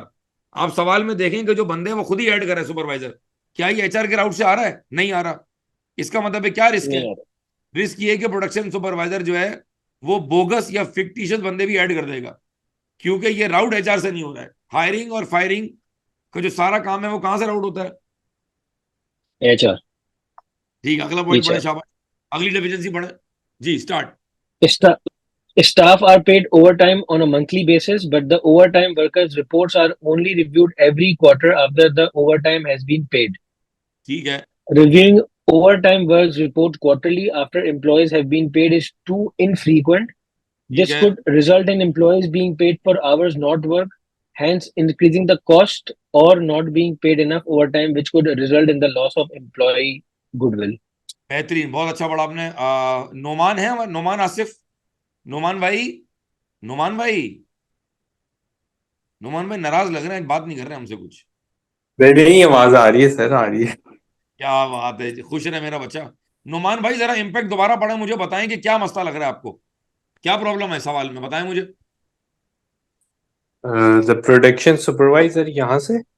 यहाँ ये वो ट्रेन निकल गई आगे मेरे दोस्त, ये पढ़ो, ये पढ़ो। Review the overtime work report quarterly after employees have been paid in too infrequent. This could result in employees being paid for hours not worked, hence increasing cost, or not being paid enough overtime, which could result in loss of employee ji, goodwill. मैं समझाता हूँ नुमान, आप मेरी बात Quality. समझे। मैं ये कह रहा हूं अगर मैंने ओवर टाइम की पेमेंट बाद में पहले कर दी है और उसकी अप्रूवल बाद में हो रही, बात समझो। ऐसे मैं ये ऐसे कह रहा हूं मैं ये कह रहा हूं कि आपने जनवरी का ओवर टाइम किया, आपको उसकी पेमेंट फेब में मिल गई। फिर जो मैंने फेब में ओवर टाइम किया उसकी मुझे पेमेंट मार्च में मिल गई। लेकिन ये जो पेमेंट हुई है, ये जो घंटे ओवर टाइम के, ओवर टाइम की जो रिपोर्ट है, उसकी अप्रूवल बाद में जाके हो रही है। इसका मतलब है पेमेंट पहले हो गई नुमान, और अप्रूवल कब हो रही है? बाद में हो बाद रही में। है। अब हम कह रहे हैं दिस कुड, देखो याद करो मैंने लेक्चर में क्या बताया था कि टीओसी का इम्पैक्ट कैसे स्टार्ट होगा। This could result in, there is a risk of, this may lead to, as a result of this, because of this. ये सारे जुमले जहन में आ रहे हैं दोस्तों? बोलो हाँ या ना। जिस जी सर। और इसका क्वालिटेटिव और क्वांटिटेटिव बहुत इम्पैक्ट है इसके, जी जी राइट। जी जी, आगे खुश रहो तुम। This could result in employees being paid for hours not work. हो सकता है उसने वो एक्चुअल में ओवर टाइम के घंटे काम ही ना किए हो, लेकिन आपने उसको पेमेंट पहले कर दी है। हेंस इंक्रीजिंग कॉस्ट और नॉट बीइंग पेड इनफ। काम मैंने किया 20 घंटे, पेमेंट आप मुझे कर रहे हैं 15 घंटे की यार। वो अंडर पेमेंट भी हो सकती है, ओवर पेमेंट भी हो सकती है। इससे क्या होगा भाई? Which could result in loss of employee goodwill. ये आ गया क्वांटिटेटिव, और ये आ गया क्वालिटेटिव। पॉइंट समझ आया? यस जी सर। सर। ठीक है। अब आप अपना माइक म्यूट कर लें नोमान, फात आगे बढ़े नेक्स्ट पॉइंट में, शाबाश। निपटाएं सवाल। The wages and deductions calculation are automatically performed by the payroll system, but no checks are carried out to confirm calculation are accurate. ठीक है। There is a risk that any system error which occurred during the payroll processing would not be identified. This could result in wages being over or under calculated, leading to an additional payroll cost or loss of employee goodwill. In addition, statutory deductions may be over or underpaid, giving the rise to compliance issues. अच्छा, अब ये point already हम LMS पे cover कर चुके हैं lecture के अंदर, मैं बहुत क्विकली इसको निपटाता हूँ। ये तो आपने ले लिया 0.5 मार्क, कोई मसला नहीं है। वो कह रहा है भाई कि अगर आपने सिस्टम की जो वर्किंग है, अगर आपने उसको चेक नहीं किया, तो ये रिस्क है कि अगर कोई सिस्टम में एरर हो गया तो वो हाईलाइट नहीं होगा, जिसकी वजह से, अब मेरी अहम बात सुनिएगा। यहां वो लिख रहा है this could result in wages being under और ओवर कैलकुलेटेड। ये जुमला हम इस्तेमाल नहीं करेंगे। ये बहुत मर्तबा F8 के पास पेपर्स में एक एरर नजर आता है, ये भंड है। ये अंडर ओवर का जो वर्ड है, ये कहाँ यूज करते हैं भाई हम? Audit risk. जी, ये यहाँ यूज नहीं होगा। ये यहाँ यूज होता है, यहाँ यूज नहीं होगा, ये गलत है। सर तो क्या करेंगे फिर हम? जुमला रिफ्रेश कर देंगे, this could result in wages being incorrectly calculated. Repeat करो फाद, मैंने क्या बताया? हम जुमला चेंज कर देंगे कि बोलेंगे this result in increase in this could result in wages being incorrectly और इनएक्यूरेटली रिकॉर्डेड। ठीक है, wages being incorrectly recorded, अच्छा, जुमला आगे कंटिन्यू करो। Leading to additional, leading to an additional payroll cost or loss of employee goodwill. ठीक है। अच्छा, अब ये मैं इसको समझा देता हूँ। भाई अगर सिस्टम ने गलती कर दी और बजाय तुम्हारी 4 लाख अगर तुम्हारी सैलरी है, तो उसने कैलकुलेट कर दिया लेट से 5 लाख, या और जिसकी जिसकी 4 लाख थी उसको आपने कर दिया 3,50,000।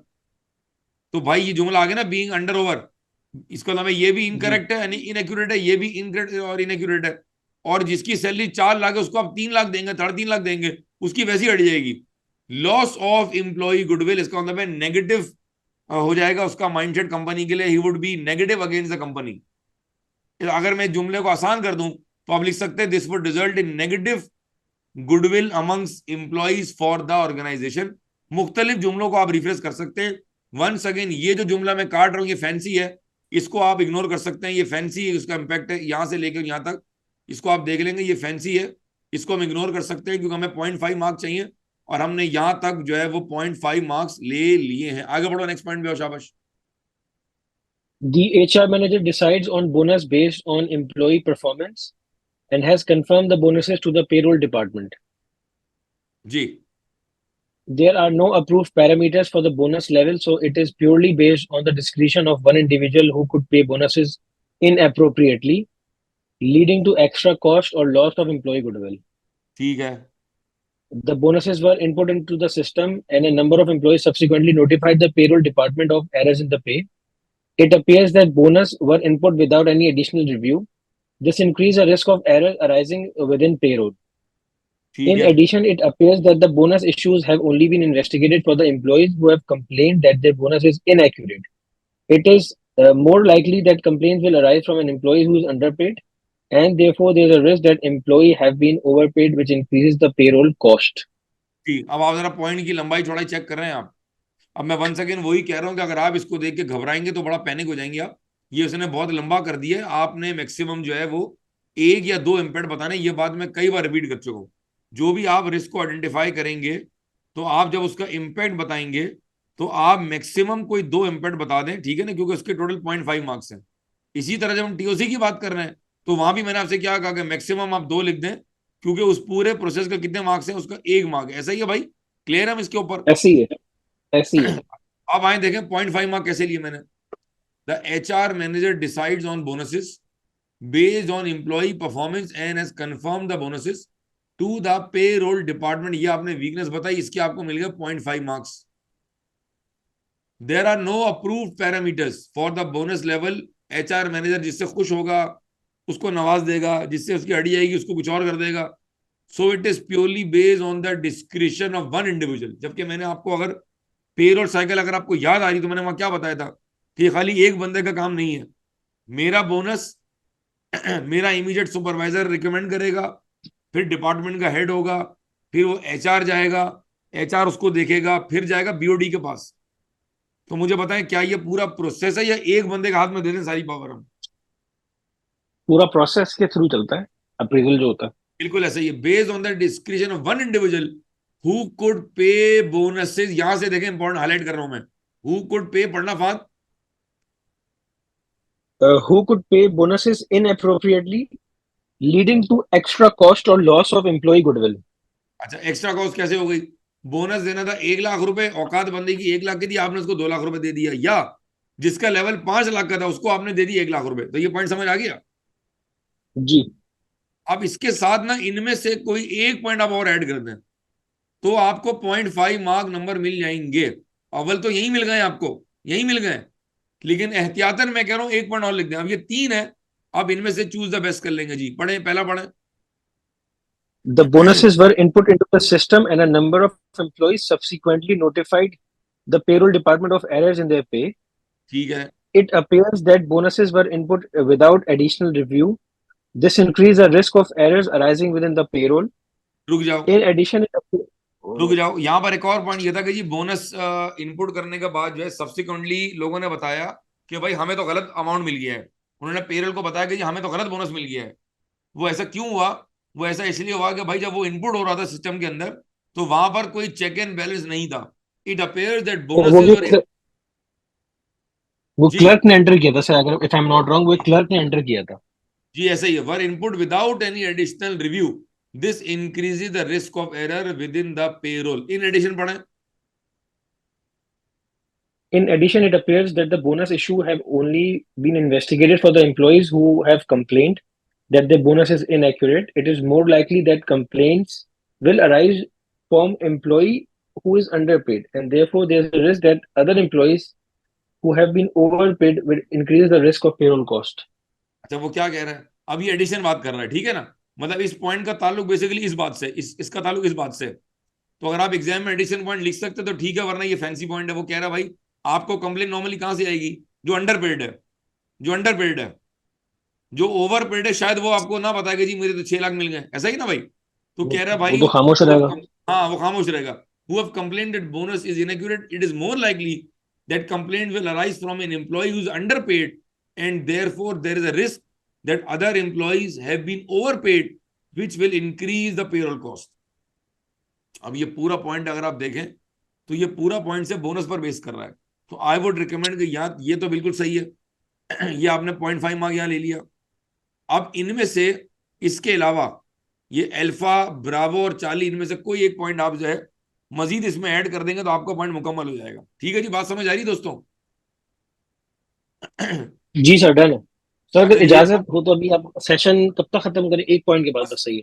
बस ये एक हम खत्म कर रहे हैं, इसको 2 पॉइंट और करके क्लोज कर लें तो फिर हम बाद निपटा लेते हैं। अच्छा, अब तक का फीडबैक दे देंगे, लोग आहिस्ता आहिस्ता जो है वो लीव कर रहे हैं।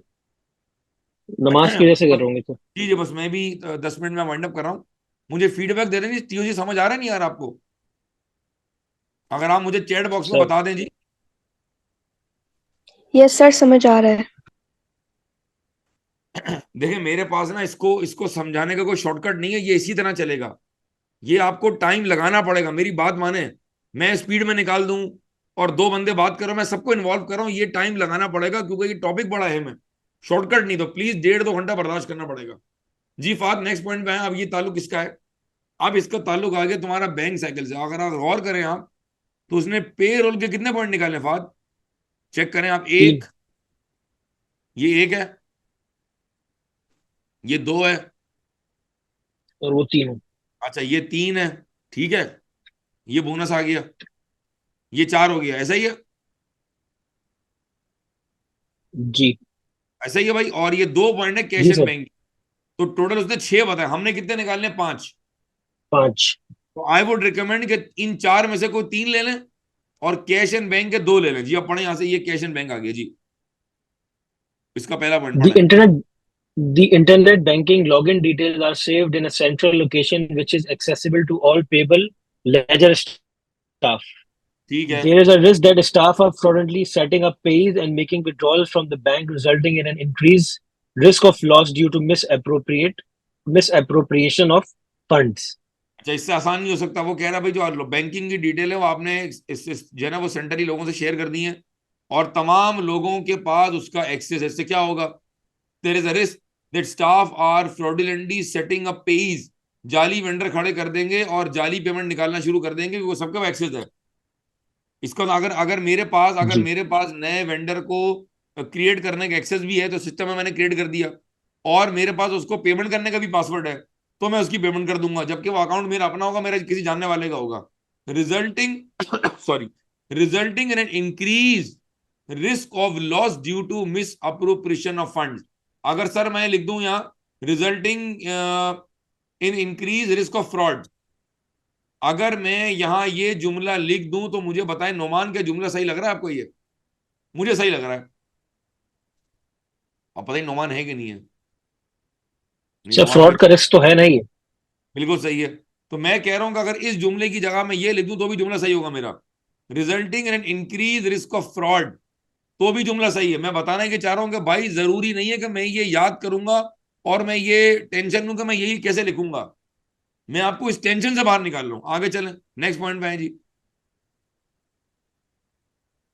The reconciling items on the reconciling items on the bank reconciliation are only investigated by the financial controller if the sum of reconciling items is significant. ठीक है, The bank reconciliation could contain significant errors, but a low overall amount of reconciling item, as there could be compensating errors which cancel out each other. ठीक है, If reconciling items are not reviewed, then this reduces the effectiveness of the bank reconciliation and also result in a lack of assurance that bank reconciliations are being carried out properly. ठीक है जी। माजरत, ये थोड़ा सा tablet मेरा मस्ती कर रहा है जी, खेल रहा है मेरे साथ ये। जी मैं एम्पेड दोबारा पढ़ देता हूँ भाई, क्या कह रहा है वो। हमने, याद है मैंने पॉइंट समझाया था कि आप सिर्फ उस वक्त वेरीफाई कर रहे हैं, फाइनेंशियल कंट्रोलर उस वक्त रिव्यू कर रहा है जब if the sum of the reconciling item is significant. तो क्या रिस्क है भाई? The bank reconciliation could contain significant errors but a low overall amount of reconciling item, as there could be compensating error which would cancel them out। 100 रुपए से add हुआ, 150 रुपए से less हुआ, तो क्या बच गया भाई? 50 नेगेटिव। 50। ऐसा ही है। तो 50। वो कह रहा है जी एक सर। बड़ा नंबर और एक दूसरा बड़ा नंबर अगर आपस में एक दूसरे को कैंसिल आउट कर देंगे और ये नंबर आपको छोटा लगेगा, तो क्या कह रहा है, if these reconciling items are not reviewed then this reduces the effectiveness of the bank reconciliation. फिर इस पूरे प्रोसेस का फायदा ही कोई नहीं होगा भाई। क्या बोलते हो, एग्री करते हो? ऐसे ही है। And this reduces the effectiveness of the bank reconciliation and also results in a lack of assurance that bank recons are being carried out properly। अगर मैं इस पॉइंट को समराइज करना चाहूं तो मुझे कोई हेल्प करे कि मैं इसको समराइज कैसे कर सकता हूं जी? कैसे मैं समराइज करूं उसको? जिसका इम्पैक्ट है सर उसको। जी, इम्पैक्ट को समराइज करें जरा, कैसे करेंगे? इम्पैक्ट ऐसे समराइज होगा कि जो हमारा, हमें रिव्यू तो हर उसको करना है, एक तो पहली चीज। जी, और समराइज करें मुझे इसको 2 लाइन 3 में कैसे लिखेंगे इसको? अच्छा। मैं बताऊं? मैं बताता हूँ, रुके। बिल मसाले वाला। जी। इसको समराइज हम ऐसा करेंगे, हम बताएंगे भाई कि अगर आप तमाम रिकंसाइलिंग आइटम को वेरीफाई नहीं करेंगे, सिर्फ आप उसके सम को करेंगे, तो ये रिस्क है कि जो कंपनसेटिंग एरर होंगे, जो कैंसिल आउट कर रहे हैं, वो बहुत सिग्निफिकेंट अमाउंट होंगे, वो रिव्यू होने से रह जाएंगे। There is a risk of कि उसमें एरर या फ्रॉड हो, प्लस जो पूरे बैंक रिकॉन का जो मकसद है वो मकसद फौत हो जाएगा and the process will be weak. या यूं लिख सकते हैं कि जो इफेक्टिवनेस है उसकी, बैंक रिकॉन को रिव्यू करने की जो इफेक्टिवनेस है वो कमजोर हो जाएगी, वो स्ट्रांग नहीं होगी, वो वीक हो जाएगी। या आप यूं भी कह सकते हैं कि जो बैंक रिकॉन की इफेक्टिवनेस है वो प्रोसेस उसका रिड्यूस हो जाएगा, जो इफेक्टिवनेस है वो कम हो जाएगी, रिड्यूस हो जाएगी। मैंने मल्टीपल जुमले कहे हैं, आई होप आपने बात पिक की है। ये दोबारा बताऊं? जी नहीं, सही है सर। ठीक है जी। हजरात, ये हमने, अगर आप गौर से देखें जी, अगर आप गौर से देखें तो हमने ये पूरा सवाल कुछ हद तक देखा है। वेबिनार के अंदर अगर आप गौर से देखें, शायद मेरी लिमिटेशन है या टाइम की लिमिटेशन है, आई होप कि आप अंडरस्टैंड करेंगे, एग्री करेंगे कि अगर मैं एक एक लाइन पढ़ूंगा तो डेफिनेटली ये बहुत टाइम लग जाएगा। तो हम इसको वेबिनार पर भी हम सैम्पल बेस पे कवर कर सकते हैं, लेकिन मेरी ख्वाहिश है कि मैं कम अज कम जो उसका लेफ्ट साइड है, जहां पर कंट्रोल हम आइडेंटिफाई कर रहे हैं या हम स्ट्रेंथ बता रहे हैं या हम डेफिशिएंसी बता रहे हैं, वो साइड में पूरा पढ़ूं। अब ये जो रिकमेंडेशन है ये हमने कवर नहीं किया और हमारे पास टाइम हो गया 1:15। तो आई वुड रिकमेंड कि आप इस वेबिनार के बाद इसको दोबारा देखें and we can have another TOC session. अगर आप नाराज ना हो और अगर आप रिकमेंड करें, आप लोग मुझे ग्रुप पे बेशक शेयर कर लें कि अगर हम चाह रहे कि हम एक और सेशन रख लें, तो हम next week, early next week के अंदर हम कंट्रोल का जो रिकमेंडेशन है इस पर हम थोड़ा सा 1-1.5 घंटा लगा लेते हैं और इसी सवाल को हम, जो डेफिशिएंसी हमने बताई है, हम उसके कंट्रोल को कैसे रिकमेंड करेंगे, उसकी ड्राफ्टिंग कैसे होगी, हम इसको भी अगले वेबिनार में देख सकते हैं। तो अगर मुझे थोड़ा सा फीडबैक दे दें कि 2-2.5 घंटे लगाने के बाद भी ऐसा लग रहा है कि यार ये चीजें बाकी हैं, क्योंकि ज़रा समझाने में टाइम लगता है ना, एक बड़ा मुश्किल सवाल है ये। तो अगर हम एक एक करके फीडबैक दे दें, starting from Fahad ji. Sir हम, मेरा रिकमेंडेशन ये होगा, अगर हम, जैसे हम लोगों ने कंट्रोल्स पढ़ ली, वो आइडेंटिफिकेशन कर ली है, तो खुद भी हम लोग उसको देख सकते हैं। ठीक है, कंपेयर कि हमको और दूसरा टॉपिक करने जो और इम्पोर्टेंट है, मोर इम्पोर्टेंट है, ये भी इम्पोर्टेंट है, और दूसरा कोई इम्पोर्टेंट टॉपिक एसपीए वो अगर कर ले। ठीक है। उसामा, उसामा फीडबैक सर दे। मैं ये कहूंगा कि अगर विद इन 2-3 डेज एक वेबिनार और हो सकते हैं कंट्रोल्स के हवाले से, जिनको मतलब जिसको भी क्वेरी वगैरह हो, तो वो उससे होगा ये कि हमने जैसे अभी आइडेंटिफिकेशन सीख ली, तो कंट्रोल सीख के एक मजबूत ग्रिप हासिल हो जाएगी। ठीक है, आपको फायदा होगा वेबिनार का आज और कल में, आपको बेनिफिट हुआ है, टीओसी को समझ आया जी आपको जी। भाई? जी सर, जी सर, हौसला डेफिनेटली। आ रहा है, मतलब हो जाएगा इंशाल्लाह, प्रैक्टिस करनी पड़ेगी हाँ, दोस्त आप। इंशाल्लाह इंशाल्लाह। ठीक है, अलीना फीडबैक दे दें, मेरा बच्चा फीडबैक दें प्लीज। अलीना, सर एक और वेबिनार इस पे होना चाहिए अच्छा मेरे आप हिसाब से। आप मुझे फीडबैक दें, आपको ये सेशन कैसा लगा?